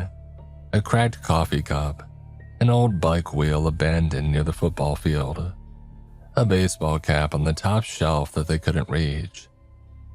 All little things that didn't matter but were important enough to be made and forgotten about. And now I had a whole class thinking about them. Every class that I taught heard that story. I skipped the part where I made out and smelled of Fritos, they didn't need the details. Not everybody knew my name, but they all remembered me asking that first question on the first day of class. You know how to spot a kind of thing. By the time that I turned 27, I had finished my doctorate. I had a paid position, but I was looking for something more permanent. You don't go chasing tenure right away, and I wanted to do more experimental work, maybe field work even. I had applied for a couple positions at colleges out of state. Not Ivy League, but up there in the charts. I figured this was as good a time as any to stretch my wings after spending all my time in one state and city. One of my proposals got picked up, and my time as a teacher of that one class was swiftly coming to an end. One more semester and that would be it. It was bittersweet. I had gotten to know my colleagues pretty well. They were a fun bunch of nerds having board game nights in the lounge. They all had this thing where they used cleaned out vodka bottles as water bottles, just so students could take funny pictures and go, "Oh, this is my professor." I was sad to see it come to an end, but it was time to move on to newer things. New can't always be bad, and my colleagues had planned one hell of a going away party. It was the last day of class, a Friday. They were holding a bit of an event for my last class, and all my colleagues were there. Some held speeches, and the students were invited to share some anecdotes as well. There were a lot of nice words, I won't lie, I got a bit teary-eyed. Once things come to an end, everything gets put into the perspective of how much you're going to miss it. Every stupid little detail. As a final hurrah, they revealed a gift to me. Something for me to bring to my next office. I could tell it was a box of some kind covered in a big white cloth. They pulled it off with a magician's flair and we all applauded. There was a box, that much was right, a big one. At first, it looked like a junk drawer, a rock with googly eyes, an old horseshoe, a tasteless bronze leprechaun, things like that. But once I saw the text printed on the side, it all made sense. Kinda things. "We decided to get them for you," a colleague said, leaning on my arm. "We know how much you love them, so we all went out and got our kinda things. We figured you would enjoy them." I've never been so proud to get a box of junk. The next few weeks were a blur, moving trucks, cleaning, leases, putting those plastic buttons on the legs of new furniture so that they don't scrape the floor, putting up shelves, straightening photos and paintings, washing the cloth for the kitchen table, making a space into a home, one tacky bachelor item at a time. All the while, I had a box resting on top of my closet, still proudly labeled, "Kinda Things." I got an apartment with 3 rooms, a bathroom, and a kitchen. I hadn't planned on living that large, but it was too cheap for me to pass up. I made one room into my bedroom and the other my living room, but I wasn't so sure about the third one. I decided that I would make it into a guest room somewhere down the line, but for now it was a storage space, somewhere for me to put boxes of memories that didn't quite matter. Not just the kind of things, but the baseball cards, the participation trophies, and the signed band shirts. It was all in there. I think most people have a space like that in one way or another. It didn't seem like a big deal at the time. I was settling into a new job with new people in a new town. I was learning what places made the best tofu dishes, and there was no time to reminisce. I had to look forward. If you don't, things in the rear view look bigger than they really are. On my first day of class, I brought the box of kinda things. I barely looked at it. I was too busy trying to keep the notes in my head organized. I couldn't half-ass my first day on the job. I had to make an impression. Not just for my students, but there'd be a couple of new colleagues in the crowd. That's why I brought the box. Crowds love props. I shook hands with those who attended, introduced myself, and got a moderate crowd of about 40 people for my first day. Not just a class, but a couple of extras. I asked them all to sit up front as I unveiled the box. I had it turned outward toward the students. I barely saw the thing myself.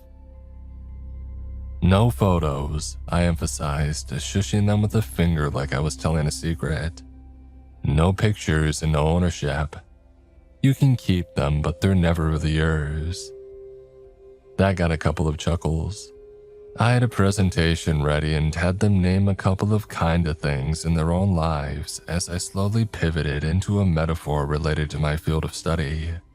It was pretty clean. I had used that particular setup a couple of times before. And yet, there was something about that one class that didn't sit right with me. I couldn't put my finger on it. It wasn't just being nervous about a new job. It was something about the crowd. Every time I looked back, my eyes got stuck on something, like how you react to sudden movement, but with nothing changing. Something was putting me on edge, and I couldn't put my finger at what it was. Coming back home after a long day, I put down my box of kinda things in the hallway and I got myself a cold beer. I wasn't going anywhere and I had spent all my social energy in one go. There had been muffins in the lounge and everybody wanted to talk to me about my various articles. And of course, the kinda things. Everybody always wants to tell me about their kinda thing. I walked into my budding guest room with its mint green walls. I put down my beer and tossed the box back up on the closet. As I did, something tumbled out. My teddy bear keychain. It landed on the floor with a little rattle. I stood there for a moment, dumbfounded. It couldn't have been in the box. I would have seen it. Or maybe I put it there during the move and forgot about it. Strange, I hadn't seen it for a long time. I picked it up and rolled it between my fingers, looking at the colors and shapes. It wasn't like how I remembered it. It wasn't all blue like I thought it was. It was mostly gray with details of blue and red. The eyes looked like lemons. The heart in the center of its chest was a little smaller than I'd remembered. I decided to take the box back down to check if there was anything else that I had accidentally put in there that I had forgotten about. I sat down on the floor, took another sip of beer, and opened the box. For a moment, my mind short-circuited. I had never seen any of those things before. There was an old-timey alarm clock with a broken spring, what looked like a watermelon paperweight, and a handheld dinner bell without the ringer thing in the middle. I hadn't seen any of those items before, and I was more than certain that I had gone through that box at least once or twice. But then, why couldn't I remember those things? And who gave them to me? I sat there trying to think of the names of the students who had been there. I remembered them fairly well, but I couldn't point to who gave me what. That and little details about them had faded. Was it Josh or Joshua? Did one of them have an NHL or an NBA cap? I could sort of remember the outline, but not the absolute details. It gave me a moment to pause. I considered that there might be such a thing as kind of people. Those people you spend a little time with every now and then, but never really get to know. Peripheral people, pseudo people. If that's the case, who's to say that I wasn't someone's kind of people? I mean, I had to be right. I shook the thought out of my mind, finished my beer, and got up off the floor. I headed for the door, closed my hand around the handle, and pulled. Nothing happened. Had it always been opened outward? Of course it had. It was just a new apartment, and I was getting accustomed to it. And yet, I'm not one for being paranoid. Through all my years of talking about kinda things, I always considered them a fun thought experiment. Some talked about them like demons or ghost stories, like they were supposed to bring something horrible. I never saw it like that. They were just this idea to consider about the nature of permanence, and they weren't malicious things. And yet I started to get this uncomfortable sensation in my stomach whenever I passed by my guest room. It wasn't a conscious thought, just this sense of unease. Like there would be something new for me to misremember if I entered that room with that box and didn't pay attention. I tried to remember exactly what I had seen in that box and what color they were, but without going in there to check, there was no way to know for sure. And that just made it worse. I finally decided that I was going to indulge my superstition just to demystify the whole thing. One weekend I got my phone and notepad and decided that I was going to write down and photograph everything in that box. After that, I would never have to think about it again. It could even be a fun thing to try against my students. Maybe I could ask them to remember as many things as possible from the box and cross-check it at the end of the semester to see how many points they score. I had brought a small coffee table and a chair from the kitchen. I pulled the curtains open, letting in some moonlight. It was late May and the nights were already growing shorter. Perfect for someone who would run out of steam grading assignments all Friday. I took down the box from the top of the closet and I noticed the teddy bear keychain. Nothing strange about it, other than it being in the box. I must have put it there when I put the box back up. No point in getting antsy now. And then again, the eyes looked more mango than lemon. How could I have been so certain about the lemon color? Maybe the moonlight made the difference. I brought out one item after another, only stopping briefly to think about who gave it to me. I remembered quite a lot of them. I could pretty clearly tell which they were from my colleagues, and which weren't. A couple of items were probably just random debris that one picked up to be in on the joke. However, I suspected that quite a few things were probably authentic kindas. I never went through the items one by one, taking pictures and writing down their features in a notebook.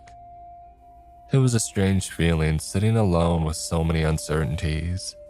About 36 thought experiments all lined up and cataloged. The final item that I wrote down was a little ceramic frog in a tux, smoking a cigar. There were some folks outside making a ruckus, so I got up to close the guest room door. I paused for a moment to consider which way the door went. It opened outward. Sitting back down, I took a closer look at the ceramic frog knick-knack. It wasn't smoking a cigar, it was more like a cigar. A long and lean one. It wasn't a big detail, but it was enough to make me doubt myself. What if I had cataloged something wrong? Just a teeny tiny bit wrong? That would put the whole thing into question. I had to be certain. I went back along the line of items, double checking. I made a few corrections. The alarm clock was stuck on 1:30, not 1:25.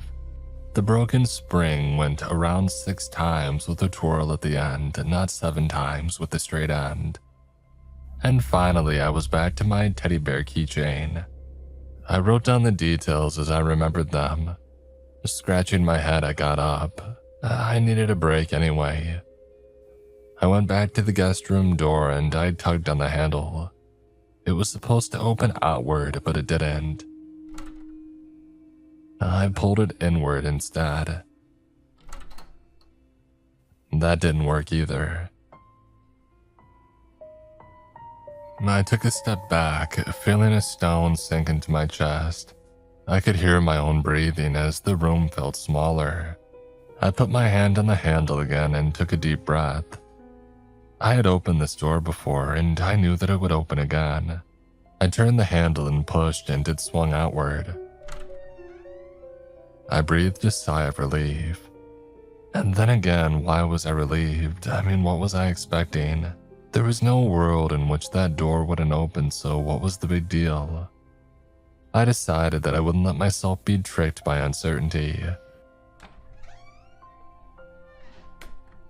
I closed the door and I opened it again, and then I did it again. And then I did it a third time, but with a little celebratory twirl. As I came around, I noticed something on the coffee table. The frog was definitely smoking a cigar. I stopped mid-twirl and I looked a little closer. That wasn't right. I had written cigar, crossed it out, written cigarette, and now it was certainly a cigar again. I picked it up and held it to the light. Definitely a cigar, no question about it, in every conceivable angle. I tried to get a reference point like how the cigar was as thick as its froggy fingers. A cigarette wouldn't be like that. That was something I could rely on. A measurement, not a casual observation. I put it down and stepped back, looking at the table as a whole. Without perceiving every single item individually, there were things that I didn't recognize. I couldn't put my finger on what it was, but I knew something looked different. Or maybe not even looked. It felt different. For the first time, I considered that maybe kind of things weren't just a thought experiment. Maybe there really was something to them. Maybe the items at the fringe of our lives do possess some quality that we don't perceive until we sit down and look. And if that was the case, what might happen if you put 36 of them in a single room and closed the door? Hold on, I didn't close the door. It was open the last time I checked. I paused for a moment, taking a deep breath. I was spiraling for no reason, working myself up over nothing. Like staring at a still picture, thinking that there's a ghost in it. These weren't ghosts or creepy crawlies. They were just little things left by the roadside, figuratively and literally. I picked up the first thing that I spotted and I held it up, a little glass snail. It had lost one of its eye stalks. I looked to my reference sheet to confirm which eye that it was, only to realize the snail wasn't on the sheet to begin with. Had I missed it? At that point, I stopped. I flicked the snail across the room and grabbed my head and said, "No," out loud. I needed to hear the word to ground myself. I was making things up, I had to be. I decided to call it a night, leaving it all on the table for now. I shook my head and turned to the window, grasping for the curtains as I checked my phone. It was getting close to 11 p.m. There were no curtains. Looking up, I realized that I was standing at the wrong end of the room. The window was to the right and there were no curtains. I had been so certain just a second ago, but my hand just tapped against the eggshell wallpaper. I was getting confused. Turning back around, I noticed two things. One, that the door was slightly more to the right than I thought it would be, and that the coffee table was up against the leftmost wall. It's like I had turned the wrong way. My eyes briefly crossed over and I saw double. I shook my head again, trying to make sense of what I was seeing. I tried telling myself that it was conditioning. I had been thinking about uncertainty all day, and I was tricking myself into a pattern of thought. I headed for the door, turned the handle, and pushed outward. Again, nothing. This didn't make sense. I knew that it opened outward, and I refused to believe otherwise. Something was wrong, something was very wrong, and I had to accept that this was not normal. Over the next few minutes, it felt like everything changed every time I looked away. The window got smaller, and the door had the handle on the wrong side. The coffee table was up against the leftmost wall and then the right. The wallpaper was eggshell and then got a slight hint of maroon. The floor was imitation wood, and then a textureless brown plastic. I pulled on the door a couple of times, but it didn't open either way. I turned to open the window, but it was gone. I could feel a cold sweat coming on. I wasn't imagining this, it wasn't a misunderstanding. I knew what was out there, and I knew that I had looked out that window dozens of times. I backed away and put my hand on the light switch. I flicked it off and on again. A couple of things changed. A few items seemed to have moved. One of the closet doors was open. I flicked the light again faster this time. The table was slightly angled. The window was still gone. I reached for the light switch again, but it was higher up than before. I flicked it off and then back on again. But the light did not come back on. I fumbled around in the dark. I could feel myself stepping on things that weren't supposed to be there. I stubbed my toe against the coffee table in the middle of the room. I fumbled with my hands along all four walls of the room, but I couldn't find the door. I couldn't find the closet. After a while, I couldn't even find the coffee table. I tried lying down flat and spreading out my arms, hoping to touch pretty much whatever. After a couple of tries, I couldn't even find my way back to the wall. It was just me in this impressionless void. It didn't make sense to me. I knew exactly where things were supposed to be. I knew what I was supposed to be looking at, but that didn't matter. I brought up my phone and turned on the flashlight. I didn't have a lot of battery, but it would have to do. I could see my own hands, but nothing else. It was just this intense darkness where not even moonlight could reach. I got down on my knees and I touched the floor. This textureless, neutral floor. Not cold or warm, just a solid matte black. The light didn't reflect off of it. I walked around. At times, I would bump into a wall, but when I turned, the way forward was wide open. I tried jumping a couple of times, but my feet didn't make a sound. I tried calling out, but there was no echo, and not even reverb. It was such a strange sensation that it hurt to comprehend. I ran and crawled and jumped and rolled. There was just nothing. Nothing. And when I screamed, I couldn't hear it outside my head. It felt like I was inside a cube. Not a room, but like a big, dark cube. It's as if the kind of things had made everything so uncertain that I slipped between the cracks, ending up in some place in between.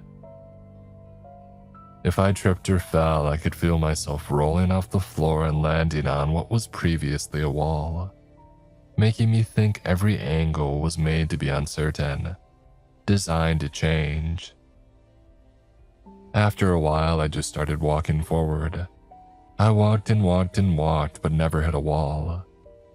10 minutes, still no wall. My heart was pounding out of my chest, and I could taste salt on my tongue. Without anything outside yourself, you start to notice details that you would otherwise ignore. Like how you breathe or how your heart sounds as it beats. You can hear the tendons stretch in your legs with every step, and you start to question why. I tried to fixate on things that I knew for certain. My name, my parents, the name of my childhood friends. But even in that circle of grounding, there was doubt. What color were my mother's eyes really? And that damn teddy bear keychain, what did it really look like? That seemed to shift something. There was a flash, like a light post going past a speeding car. That was something. Reaction. Maybe the kind of things. If they got me lost, could they also help me find a way back? I thought about that teddy bear keychain. I tried to imagine myself on that first drunken morning, picking it up from the fence behind my family home. I remembered turning it over in my hands, looking at the colors and the patterns. But in that thought, there was nothing there. Just the swirling pattern of black and white. The static between TV channels. Thinking about it tickled my hands, making my brain feel like it needed to discard the memory like an unpleasant sneeze. I brought the memory back farther. I thought about that night on the couch with that curly-haired girl. That night when I had first heard about the kind of things. Who had she been? We had talked all night, we made out, but I couldn't remember her name. Did I ever see her again? And there were a couple of things that didn't add up. Had she known anybody at that party? Why was she the only girl there? Why didn't I get her number? My thoughts spiraled as I started to question every step along my path. You are what you do, and if all you've done can be called into question, you start to feel like nothing. I fell to my knees. It didn't hurt, nothing hurt. It was like floating in a world that forgot to pull you down. I would sometimes find myself inches above the ground, having to stretch my toes down just to feel something solid. After a while, I lost that too. But I kept my mind on that teddy bear. I pushed past the fractal images that I had built in my mind. The red, the blue, the gray, the black, the lime and mango eyes. If you looked past all of it, and there were certainties that never changed. It had 2 eyes, 2 legs, 2 arms, and a heart on its chest. That was always there, and that was certain. I repeated it like a mantra. 2 eyes, 2 legs, 2 arms, and a heart. 2 eyes, 2 legs, 2 arms, and a heart. Something was happening. The ground came back and there was a light. Were they distant lamps, pieces of wallpaper, or lonely stars? It was a night sky. I recognized some of the constellations. I spun around, pointing out patterns that I recognized. I spun on my heel, excited to feel something solid beneath me. 2 eyes, 2 legs, 2 arms, and a heart. As I came around the second spin, my entire field of view was absorbed. Something astronomically large, impossibly large.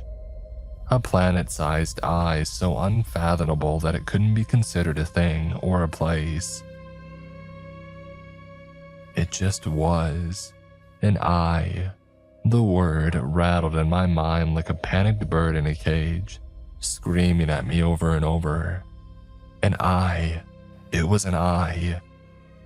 It repeated to the point where it turned from thing to word to noise. An eye, an eye, an eye, an eye, an eye. I shut my eyes and imagined the teddy bear key ring in my hands. I imagined the texture. I decided I would have to commit to a truth that I knew to be true. I had to force myself to be certain. I decided it was blue with red details. That's how I remembered it from that first night, and that's what it had to be. Blue with red details and lemon eyes. Looking up, I could see dozens of coffee tables in random patterns, all covered in teddy bear keychains of various shapes and patterns and colors. All the while, something so large that the universe itself looked like the dark of its eye bore down on me from every angle. It didn't need to say anything. I knew what had to be done. It wanted a choice, a certainty. I had to show it the right kind of thing. I have no idea how long I wandered that void, poking and prodding at those little keychains. One was darker blue with yellow lining, one was almost green. Every color combination imaginable in every angle. The eye was patient, I had to be right. I don't know how long it took me, but I found myself holding something. I held it up and I looked at it. I knew that it was the right one before I even noticed the colors. Maybe it became the right one just by believing it to be. And that's when it hit me. It didn't matter. The original color was gone. There was no point in trying to restore an idea or thought that had passed from memory. I decided then and there that I would make this something it had never been. I rolled the keychain between my fingers and I opened my eyes.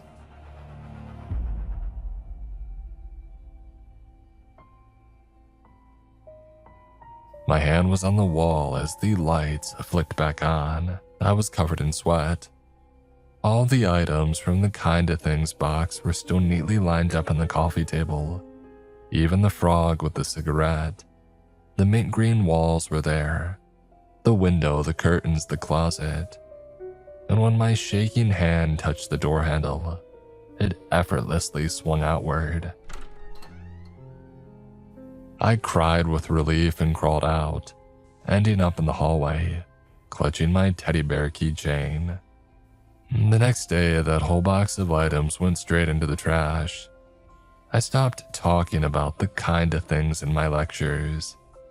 I made up this other thing about humpback whales and their patterns, but it wasn't nearly as effective. People like talking about their own kind of things and their own ideas relating to it. I still hear people talking about it on campus to this day, despite not mentioning it for about 3 years. I have photographed and documented everything about that teddy bear 100 times over, and it hasn't changed since. I know it better than the color of my mother's eyes. It was my one anchor binding me to this place. I could never go without it. I still get uncertain sometimes. I think when you cluster so many kind of things, it triggers a kind of chain reaction. If you just have the one, I don't think they do that much. You might just make the occasional mistake when trying to remember them. I think what I went through was a result of a cluster impression over a prolonged period of time. I don't ask people that strange question anymore. I don't want to invite them into something that they can't prepare for. But if you were to look for a kind of thing on your own, do so in a way that destroys it. Photograph it, keep it close, remember it. If you keep it in the periphery, it may just drag you out there with it. I've heard so many ideas on what they are and why they function this way. Some say that it's demons touching things that we forget to care for. Others say that it's a ghostly possession. I heard one student claiming that they're lost souls, looking for solace in places that won't be disturbed. I don't know. I don't think anyone will ever know for sure. It's the nature of kind of things to never truly be known. But as long as I have that one thing to keep me grounded, I'll be fine. Maybe there will be the occasional kind of thing in my life going forward, but at least I'll know not to collect them. For now, I'll keep my keychain close and look to things that I know for certain. 2 eyes, 2 legs, 2 arms, and a heart. My all-red teddy bear keychain with coal-black eyes.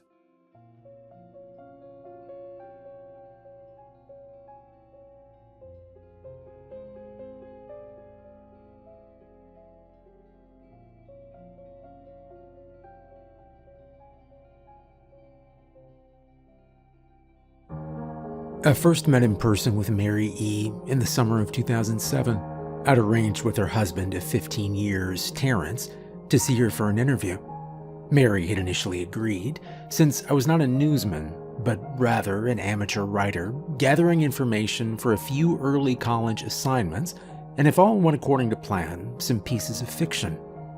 We scheduled the interview for a particular weekend when I was in Chicago on unrelated business, but at the last moment, Mary changed her mind and locked herself in the couple's bedroom, refusing to meet with me. For half an hour, I sat with Terrence as we camped outside the bedroom door, I listening and taking notes while he attempted fruitlessly to calm his wife. The things Mary said made little sense, but fit with the pattern I was expecting. Though I could not see her, I could tell from her voice that she was crying, and more often than not, her objections to speaking with me centered around an incoherent diatribe on her dreams, her nightmares. Terrence apologized profusely when we ceased the exercise, and I did my best to take it in stride.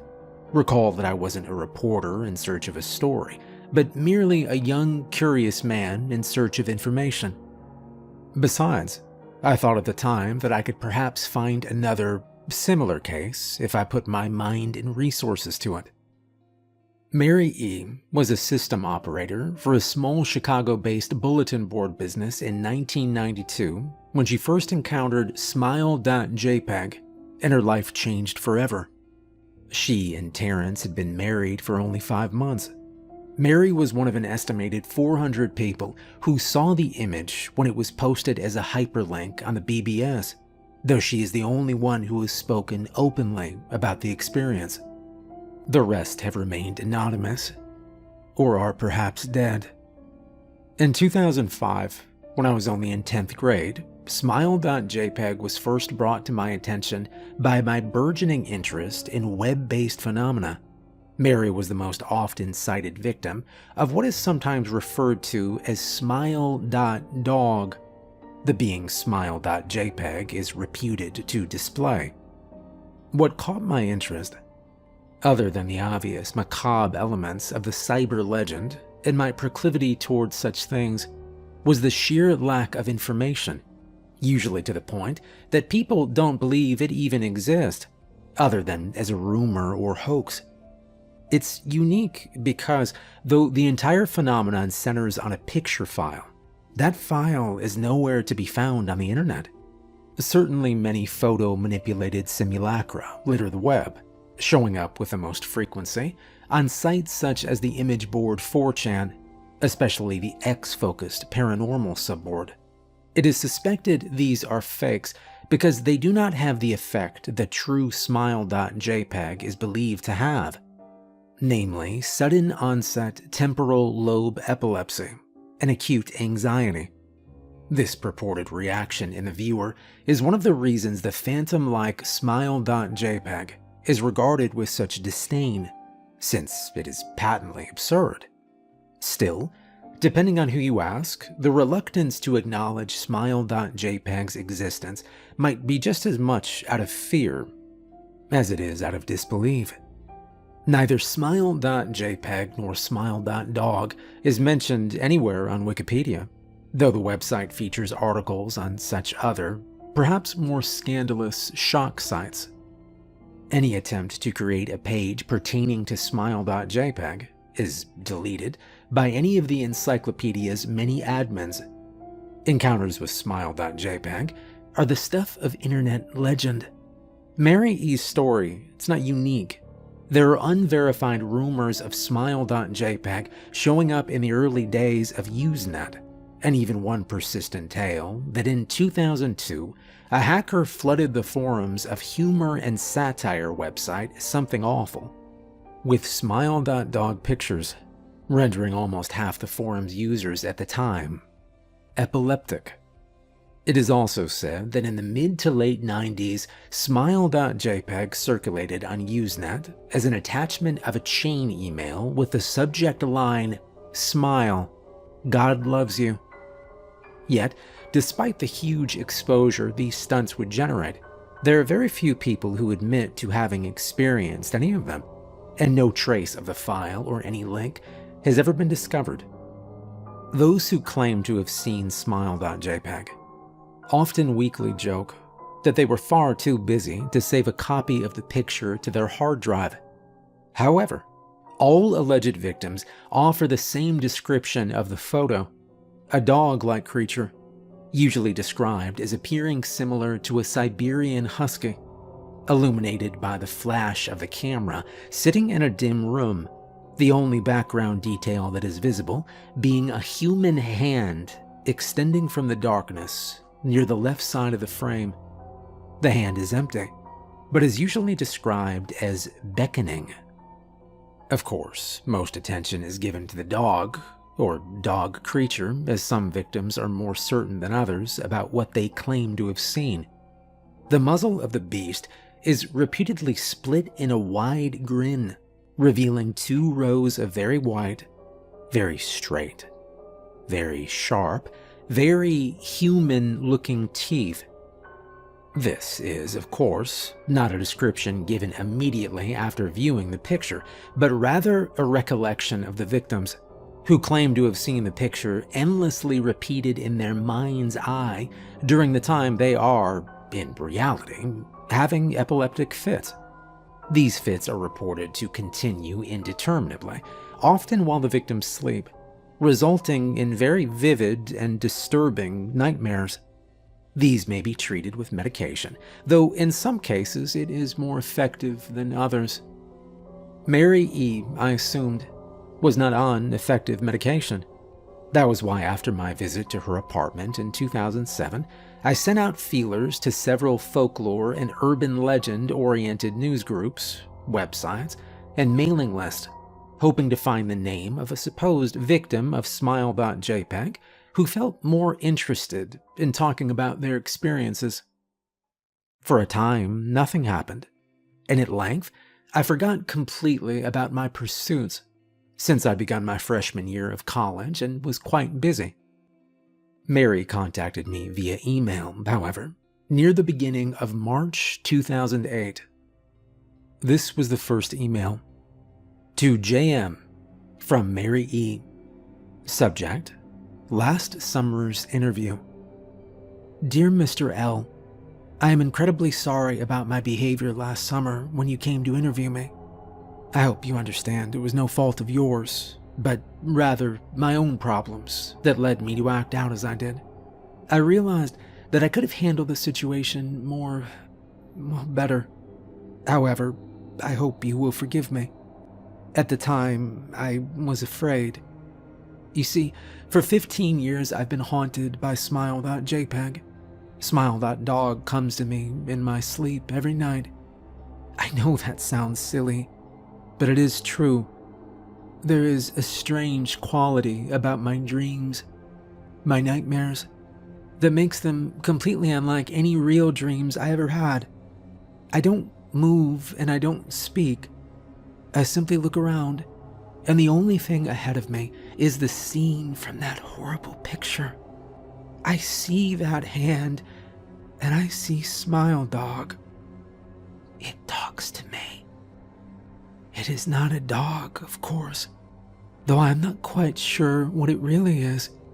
It tells me it will leave me alone if I only do as it asks. All I must do, it says, is spread the word. That's how it phrases its demands. And I know exactly what it means. It wants me to show it to someone else. And I could. The week after my incident, I received in the mail a manila envelope with no return address. Inside was only a 3.5-inch floppy disk. Without having to check, I knew what was on it. I thought for a long time about my options. I could show it to a stranger, a coworker. I could even show it to Terrence, as much as the idea disgusted me. And what would happen then? Well, if Smile Dog kept its word, I could finally sleep. But if it lied, what would I do? And who was to say something worse would not come for me if I did as the creature asked? So I did nothing. For 15 years I did nothing. though I kept the disc hidden amongst my things. Every single night for 15 years, Smile Dog has come to me in my sleep and demanded that I spread the word. For 15 years, I have stood strong, though there have been hard times. Many of my fellow victims on the BBS board, where I first encountered Smile.jpg, stopped posting. I heard some of them, well, you can guess. Others remained completely silent, simply disappearing off the face of the web. They're the ones I worry about the most. I sincerely hope you will forgive me, Mr. L. But last summer when you contacted me and my husband about an interview, I was near my breaking point. I decided I was going to give you the disc. I didn't care if Smile Dog was lying or not. I just wanted it to end. You were a stranger, someone I had no connection with, and I thought I wouldn't feel terrible when you took the disc as part of your research and sealed your fate. Before you arrived, I realized what I was doing, plotting to ruin your life. I couldn't stand the thought, and in fact, I still cannot. I'm ashamed, Mr. L, and I hope that this warning will dissuade you from further investigation of Smile.jpg. You may in time encounter someone who is, if not weaker than I, then wholly more depraved. Someone who will not hesitate to follow Smile Dog's orders. Stop while you are still whole. Sincerely, Mary E. Terrence contacted me later that month with the news that his wife had killed herself while cleaning up the various things she'd left behind, closing email accounts and the like. He happened upon the above message. He was a man in shambles. He wept as he told me to listen to his wife's advice. He'd found the disc, he revealed, and burned it until it was nothing but a stinking pile of blackened plastic. The part that most disturbed him, however, was how the disc had hissed as it melted, like some sort of animal, he said. I will admit that I was a little uncertain about how to respond to this. At first, I thought perhaps it was a joke, with a couple belatedly playing with the situation in order to get a rise out of me. A quick check of several Chicago newspapers' online obituaries, however, proved that Mary E. was indeed dead. There was, of course, no mention of suicide in the article. I decided that, for a time at least, I would not further pursue the subject of Smile.jpg. But the world has odd ways of testing us. Almost a full year after I'd returned from my disastrous interview with Mary E., I received another email. To JM from Elzahar82. Subject: Smile. Hello. I found your email address through a mailing list. Your profile said you're interested in Smile Dog. I have saw it. It's not as bad as everyone says. I've sent it to you here. Just spreading the word. That final line chilled me to the bone. According to my email client, my name is Clint Walker. I'm 54 years old, born and raised in Pennsylvania, still live not too far from where I grew up. I have 2 grown kids, a wife, and a basset hound named Buddy, who chews through anything soft if I leave him alone too long. I like old trucks, black coffee, and minor league baseball. I am a plain man, and I like plain things. I was a security guard long before I came to this museum. Over 2 decades now. I've worked just about everywhere you can imagine. Hospitals, construction sites, banks, even a pharmaceutical lab once. That was boring. Long hallways, Endless locked doors, zero action. I've walked the floor at concerts and stood guard over big shot politicians. I was good at it. I still am. But nothing I did before prepared me for this place. I remember the ad. It was in the back of a local paper, one of those half-page things with weird listings. It just said, "Night security wanted. Must be calm under pressure. Excellent pay. No experience with the supernatural required. Apply in person." Weird wording, I thought. Sounded like a prank. But I needed the money. My oldest had just started college, and I didn't want him drowning in loans. So I circled it with a red pen, drove down the next day, and parked in front of a gray stone building tucked between two overgrown parks. Looked like a government place. Quiet, cold, no signs of life. I thought it might be some kind of archive, a place for old records and dusty maps. But it wasn't. There was ivy on the walls and a bronze plaque by the door that read, "The Museum of Monstrous Natural History." I chuckled to myself. Yeah, that's cute. Bet they've got a Bigfoot footprint and a couple alien posters in there. But inside, it was something else. I got the job fast. They didn't ask many questions, just gave me a clipboard, took my fingerprints, and had me sign a pile of papers I didn't read closely enough. They did a background check while I sat in the lobby. 15 minutes later, I had a key card, a uniform, and a start date. That same night. That was 23 years ago. I have not missed a shift since. If you're reading this, well, that means you're next. New night guard. Congrats, you passed the test, cleared the check, and nodded at the rules without asking too many questions. That's the trick. You're not supposed to ask. I'll be honest with you right now. This job pays better than anything else out there for someone like us. Health insurance, full pension, hazard bonus every quarter. You stick around a year, they give you an apartment upstairs. You make it 5 years, they wipe your debt and give you a retirement option with beachfront property. But that money's not free. It never was. You showed up tonight wearing those stiff new boots and carrying that blank expression I've seen on every rookie. That, "What did I just sign up for?" look. Don't worry, it fades. You won't be fresh-faced for long. I watched you from the cameras for about an hour before I came down. That's how I like to do it. Gives me a feel for how someone moves. You are jumpy, but you followed protocol. You didn't wander. You stuck to the lighted path and you didn't touch anything, and that is good. You'd be surprised how many new hires just start poking around like it is a fun house. It's not. This building, it's a containment facility. Every item on display, every bone, every jar, every scrap of folklore sealed behind glass. It's all real. Not metaphorically, not based on legend.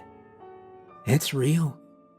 The vampire skull in Hall B belonged to a thing that drank the blood of 37 people before it got caught in a house fire. The fairy wing that everyone makes TikToks about, that came off a dying screecher from somewhere deep in an Irish bog. It lived for hours after losing the wing. They had to put it in liquid iron to get it to stop moving. We don't display myths here. We store threats. The public, they think it's all theater. They laugh, take photos, run around like it's Halloween year-round. We let them. The less they believe, the safer they are. But you, well, you need to understand.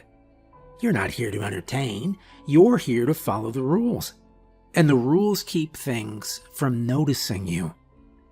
You've already agreed to everything in writing. That's what the clipboard was for. You signed your name at the bottom. That means you follow protocol. Every single step without fail. No shortcuts, no improvising, no acting brave. This job has no room for heroes. Your shift starts at 10 p.m. You don't leave your post until 6 a.m. sharp. You sweep the museum once every 90 minutes using the pre-approved route. You do not enter any exhibit unless it's labeled with a green card. Yellow means locked. Red means do not open under any circumstance. If a red tagged door is open, you don't go inside. You radio me, and you wait. There's a list taped to the wall in the security office. Yeah, you've seen it. The white one with black ink. That list is everything. It changes sometimes. Never ask who updates it. Never ask why something's been added or removed. Just follow it. And here's my first real piece of advice for you. Don't try to understand this place. You won't. You can't. The rules don't make sense. The layout changes when no one's watching. The lights flicker even with brand new bulbs. It's not broken. That's just how it is. You're not here to understand. You're here to survive. The rule book they gave you is thick. 50 pages, small print, no index. You won't get through it tonight, and well, that's okay. That's why I'm here. My job is to walk you through the ones that matter right now, the ones that keep you breathing until morning. We'll start small. Just listen close and don't skip steps. You'll be on your feet most nights anyway, so we might as well start moving. Come on, let's take a walk through the exhibit while we talk. I'll point things out as we go. Stay close and don't touch anything. Rule 1. You've probably passed by the ferry wing on your way to meet me. It's a nice place, decorated like a forest and all that jazz. That's where most visitors stop to take selfies. Looks pretty. Magical, even. But there's darker stuff in this museum I need to talk to you about. Let's head toward the back rooms. It's a short hallway marked authorized personnel only. You've got the clearance now. That badge they gave you, you earned it. Whether you live long enough to renew it, well, that's up to how well you follow the rules. Here's Rule 1. It's the first one I ever learned here, and it's the most important rule in this entire building. Never open a crate sealed with red wax. That's it. No exceptions, no explanations. You see one, you stop whatever you're doing and call collection security. There's a dedicated number taped to the wall in every vault room. You use it. Then you get out of the room and you wait. Don't touch the crate. Don't try to read the label. Don't even stand near it longer than you have to. I have seen 5 in 23 years. Only 5. And that's more than most get in a whole career. These crates, they come from our partner agencies. Yeah, that's right, there are real teams out there. They hunt, trap, and subdue things that shouldn't exist. Most of the world never hears about it. Quiet work. Classified. But they're out there. And when they find something that can't be destroyed or shouldn't be, well, they ship it here. Sometimes it's just bones. Harmless. Sometimes it's mummified tissue from a creature that's been dead 1,000 years. Other times, it's pieces of artifacts that needed to be separated. We have specialists who sort and log all that. But when the red wax shows up, that's a different story. The red wax isn't for decoration. It's a warning code. If it's sealed in red, it means someone, somewhere, already tried everything else. And the only option left was to box it up and hope to God it stays that way. You might wonder why we even take deliveries like that. Why not destroy it? Why not sink it in the ocean or lock it in a vault a mile underground? Because sometimes destruction makes it worse. Some entities, they return if you break them.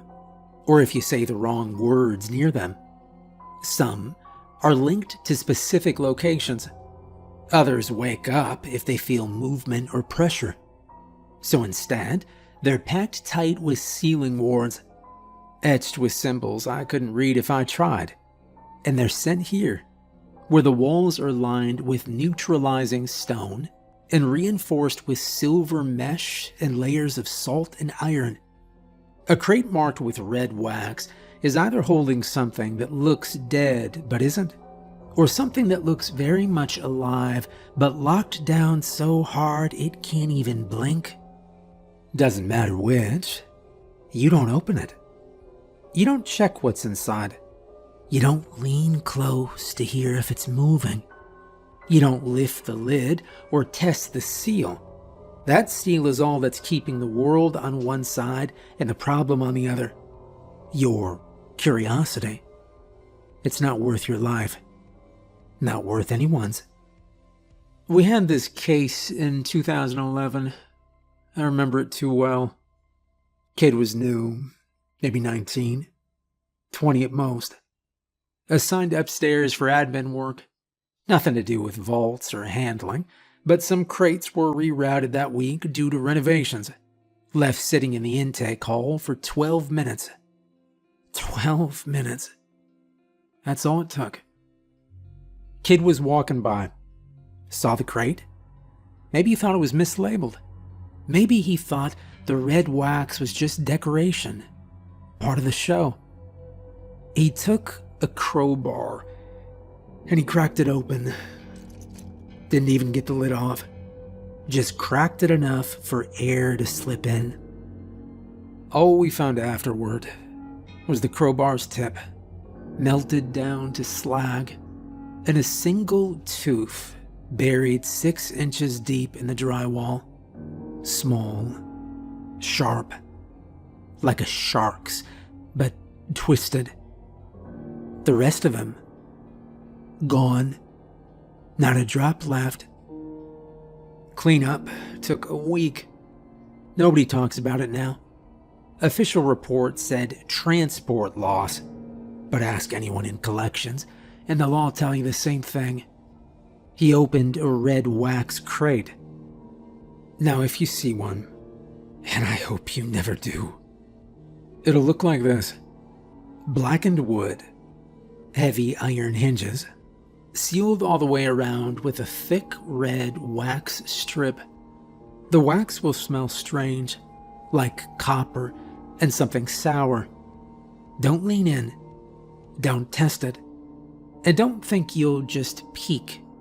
There is no just when it comes to red wax. Sometimes they hum. Not loud, but enough that you feel it in your feet. That's not your imagination. That means it's aware. That means you're already too close. The collection team wears gear just to be in the same room. Suits lined with mirror fabric and breathing masks with filtered silver threads. Even then, they rotate in shifts. No one stays too long. Some crates are marked for relocation, some for deep storage. The worst, they're never moved again. You don't need to know where those are, not on your first night.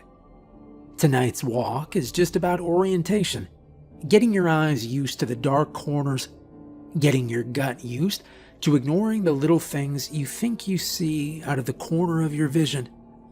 But most of all, it's about getting your head wrapped around one simple truth. This place is not safe.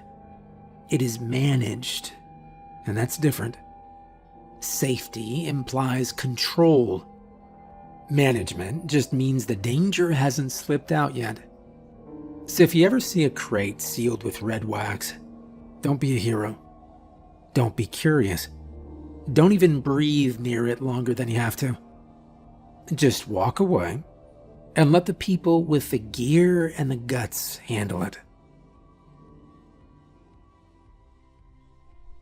Well, you've made it through the front hall, the ferry wing, and the back corridor. So far, so good. You haven't broken anything. You haven't seen anything you can't explain. That's how the job usually starts. quiet, almost boring. But don't let your guard down. Here's the second rule. It's easy to remember, but not easy to believe. If you see a child sleeping in the fairy exhibit, do not wake them. You might feel the urge to help. That's natural. We're wired that way. You see a small figure curled up under the display lights, maybe wearing a school jacket or a dusty hoodie, and you think somebody's kid got lost. You imagine a school group wandered off. You think maybe they hid behind the glass when the lights dimmed. That's what they want you to think. But that's not a child. Not anymore. You follow this rule or you won't make it through your first week. If you see him, blocked still in sleep, head tilted just slightly, hair too neat, skin too pale, you don't get closer. You don't call out. You don't take a step forward and whisper to them or ask if they're all right. You lock the exhibit doors immediately. Then you call me. Not security dispatch, not the front office, me. The child is not a child. It's something else. Something left behind. In European folklore, they're called changelings, creatures put in place of the real thing. Sometimes it's just a disguise. Sometimes the child was taken, and the thing left in their place is meant to fool everyone around him. In older stories, parents figured it out too late. They'd look into the crib and notice their baby's eyes had changed, or that the baby didn't cry, or it laughed in ways it never had before. We don't get many changelings here. They're rare, but when they do show up, they end in the fairy wing. We don't know why. The wing is filled with delicate things, preserved wings, bottled pollen, hair clippings from forest dwellers. But when one of those sleeping things appears, it's never in a sealed case. It's always out in the open, nestled under a silk flower or resting against the root sculpture. And it always looks like a real kid. It's not. The eyes give it away. When they open, and they do, if you speak or move too close, they're entirely black. No whites, no pupils, just deep, endless dark. If you're unlucky enough to be there when they open, don't run, don't speak, don't meet their gaze. You won't win. The stories say they can smell kindness. They sense the ones who want to help, and they use that, not with strength or teeth, but with confusion. They twist things. They say the right names. They use the right voices. Sometimes they cry. It's not real. The real child might still be out there. That's why we call the hunters and detectives. They have ways, paths, spells, contacts in the old woods. We don't. Our job is to secure the area and not interfere. We are guards, don't forget that, not rescuers. There's a small metal box bolted to the wall just outside the fairy exhibit. You'll see it next time you patrol. Inside is a coil of iron wire, wrapped carefully and measured out for this exact purpose. You take the wire, uncoil it, and place a ring around the exhibit room. Not the figure, not the wing, the room. Make sure it's one continuous loop. That is very important. Iron keeps them contained. Salt might help too, but we save that for later steps. Fairies do not like iron. It burns them, confuses them. It stops them from slipping through cracks. After the iron ring is placed, you leave. You close the door and don't look back. The thing will be gone by morning. They always are. And if they're not, well, we bring in containment. Do not speak to it. Not even if it says your name. Especially if it says your name. One guy back in 2004 didn't follow that part. He was new, friendly type. Heard a voice calling from the exhibit and thought a child was locked in overnight. He walked in, talked to it, asked questions. We didn't see him again. All they found was his lanyard hung neatly on the glass edge of the display case, and a note scrawled in what looked like charcoal. "I've gone home," it said. His real home wasn't listed anywhere in our records. Background checks didn't find a trace. Birth certificate vanished from the system. It was like he'd been rewritten. That's what they do. Fairy lore, it's not all glitter and wings. The old stories are full of warnings about the importance of respect, silence, and boundaries. They don't think like us. They don't care about rules or laws or decency. They have their own systems, their own ideas of fairness. Offer nothing, take nothing, speak nothing. The fairy wing is deceptively peaceful. Most nights it's silent. Still, visitors love it. Kids take photos, couples hold hands in front of the glowing petals and soft crystal lights. But every now and then, you'll walk by and see something out of place. A small shoe, a curled hand, a soft breathing sound. You might even smell lilacs, even though we haven't used scent machines in years. Don't be fooled. So remember Rule 2 and remember it well. If you see a sleeping child in the fairy wing, it is not a child. Don't talk to it, don't touch it. And for the love of God, don't wake it up. Rule number 3. Some rules here are meant to keep you from making a fatal mistake. They're strict because if you break them, something dangerous gets out. Or gets in. Other rules don't protect you from harm, but guide you toward the little slivers of help that still exist in this place. Those are rarer, but they matter just as much. This rule falls into the second category. If you ever see a black cat in the museum, jet black from ears to tail, with a distinct patch of white fur under its chin, shaped exactly like a bow tie, you stop whatever you're doing and follow it. Doesn't matter what time it is, which wing you're in, or how strange the situation feels. The moment you see him, you follow. Immediately, no hesitation, no questions. We call him Bowtie. That's not just a nickname. It's the only name that's stuck over the decades.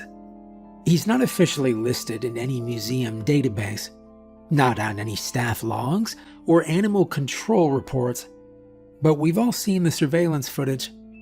His image appears clearly, never blurry, never obscured, going all the way back to 1947. Same markings, same calm, deliberate walk. Always the same cat. Not just the same species or pattern, the same cat. There's no official explanation for that, but the unofficial one goes back to the origins of this building. Before it became a public museum, it was a private collection, the kind of collection people gossiped about but never visited. It was owned and curated by a man whose name has been stripped from every record. No living person remembers his face, and no image of him survives.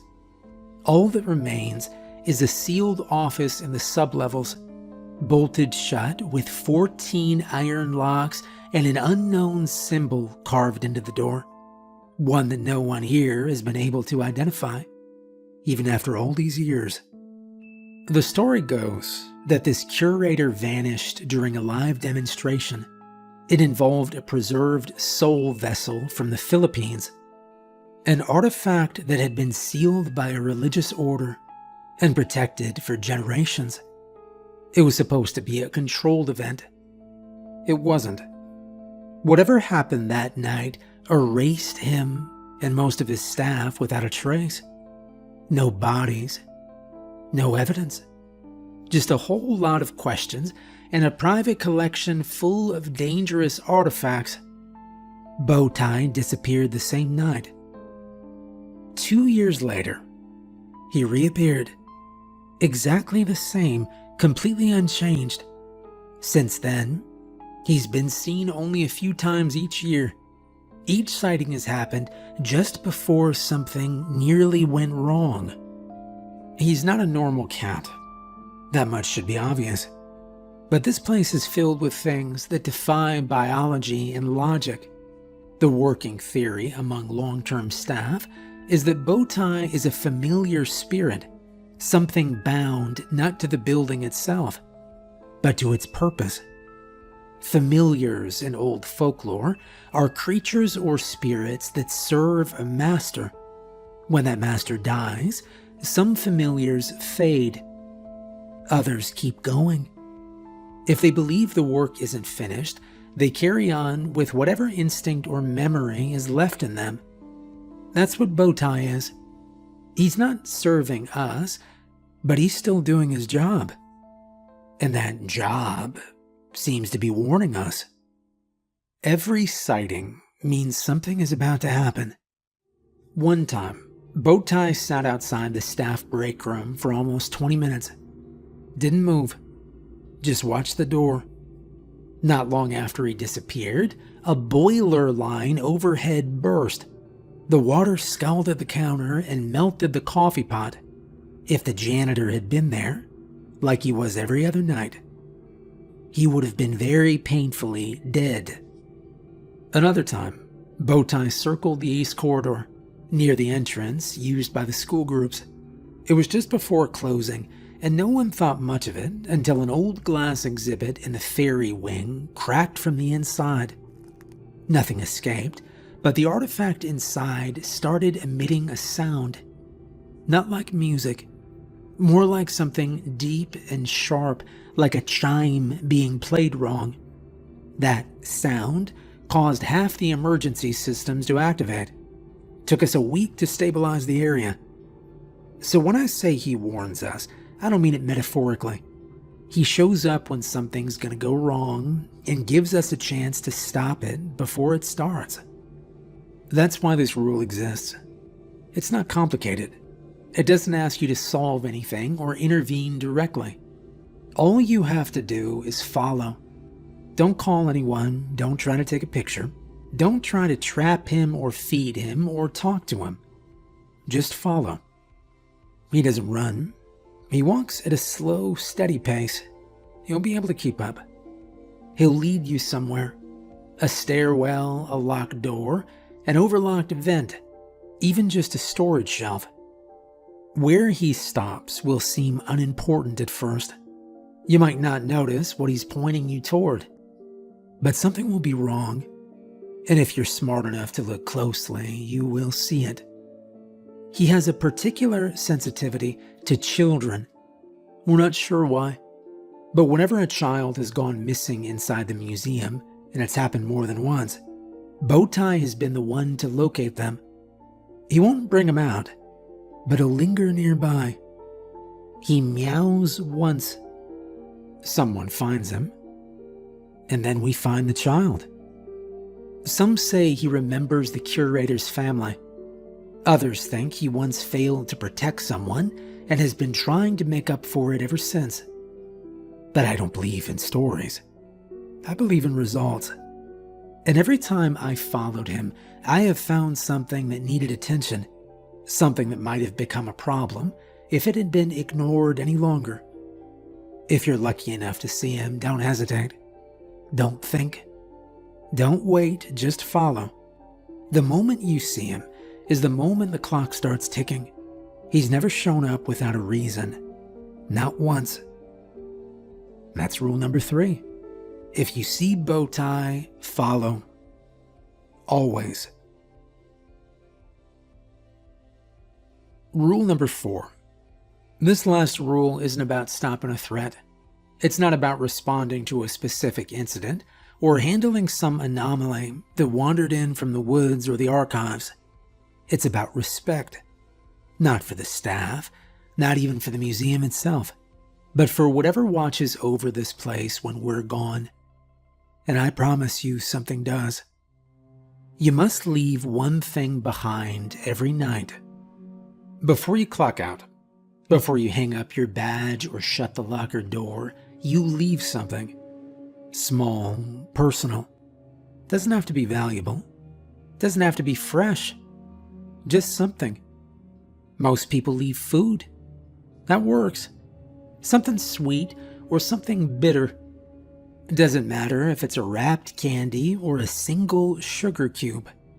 Some people leave crackers or instant coffee packets. I once knew a woman who left a single sour plum every night, neatly placed on a napkin. Never once missed a shift. She made it 7 years before retiring. Still sends her offering in the mail every winter solstice. We call it an offering. A thank you. You're not giving it to anyone directly. There's no collection tray, no donation box. You just leave it in your locker. Top shelf is best. Right there where your things would be. The item disappears sometime between closing and morning. Doesn't matter if the building's locked. Doesn't matter if no one's around. You come back and it's gone. Always. There's never crumbs. Never a wrapper left behind. Sometimes the food looks like it was never even touched. Just gone, like it blinked out of the space it sat in. When I first started, I didn't take this one seriously. It sounded like a superstition. I thought it was a joke the older staff told to make rookies waste snacks. So I didn't leave anything my first 3 nights. Figured it didn't matter. On the 4th night, when I opened my locker, every item of food I had brought for the shift was ruined. Completely. My apple was brown inside. My granola bar had a sour chemical stink to it. Even my sealed thermos of coffee had turned to something bitter and metallic. I threw it all out. Thought maybe the fridge was broken or someone had tampered with it. But it kept happening, day after day, until I finally left something behind, a single piece of candy from my pocket. Cheap, wrapped, half melted. Next morning, the candy was gone, and my food was fine again. That was the final warning. You see, they don't get violent right away. That's not how it works. First, they mess with you, just enough to get your attention. You'll find all your food gone bad, even the sealed stuff. You'll get thirsty, no matter how much water you drink. Something will always feel just a bit off, and it'll stay that way until you remember what you owe. If you ignore the signs for too long, things escalate. I've seen it happen. One guard forgot his offering for 3 nights in a row. On the 4th night, he slipped on the main stairs and broke his wrist in 2 places.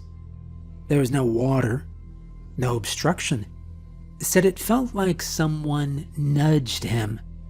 Not hard, just enough to throw him off balance. Another guy ended up in the hospital for nearly a week. Kept complaining about headaches. Said the air in the museum felt wrong. Heavy. Said it hurt to breathe while he was inside. Doctors couldn't explain it. But the moment he left the building, symptoms stopped. First thing he did after being discharged was mail in 3 jars of honey. That was 10 years ago. He has never missed a night since. It's subtle at first. You want to brush it off. And that's the mistake. The thing, whatever it is, doesn't yell. It doesn't make demands. It just waits. waits for you to realize this place isn't normal, and normal rules don't apply. It wants respect.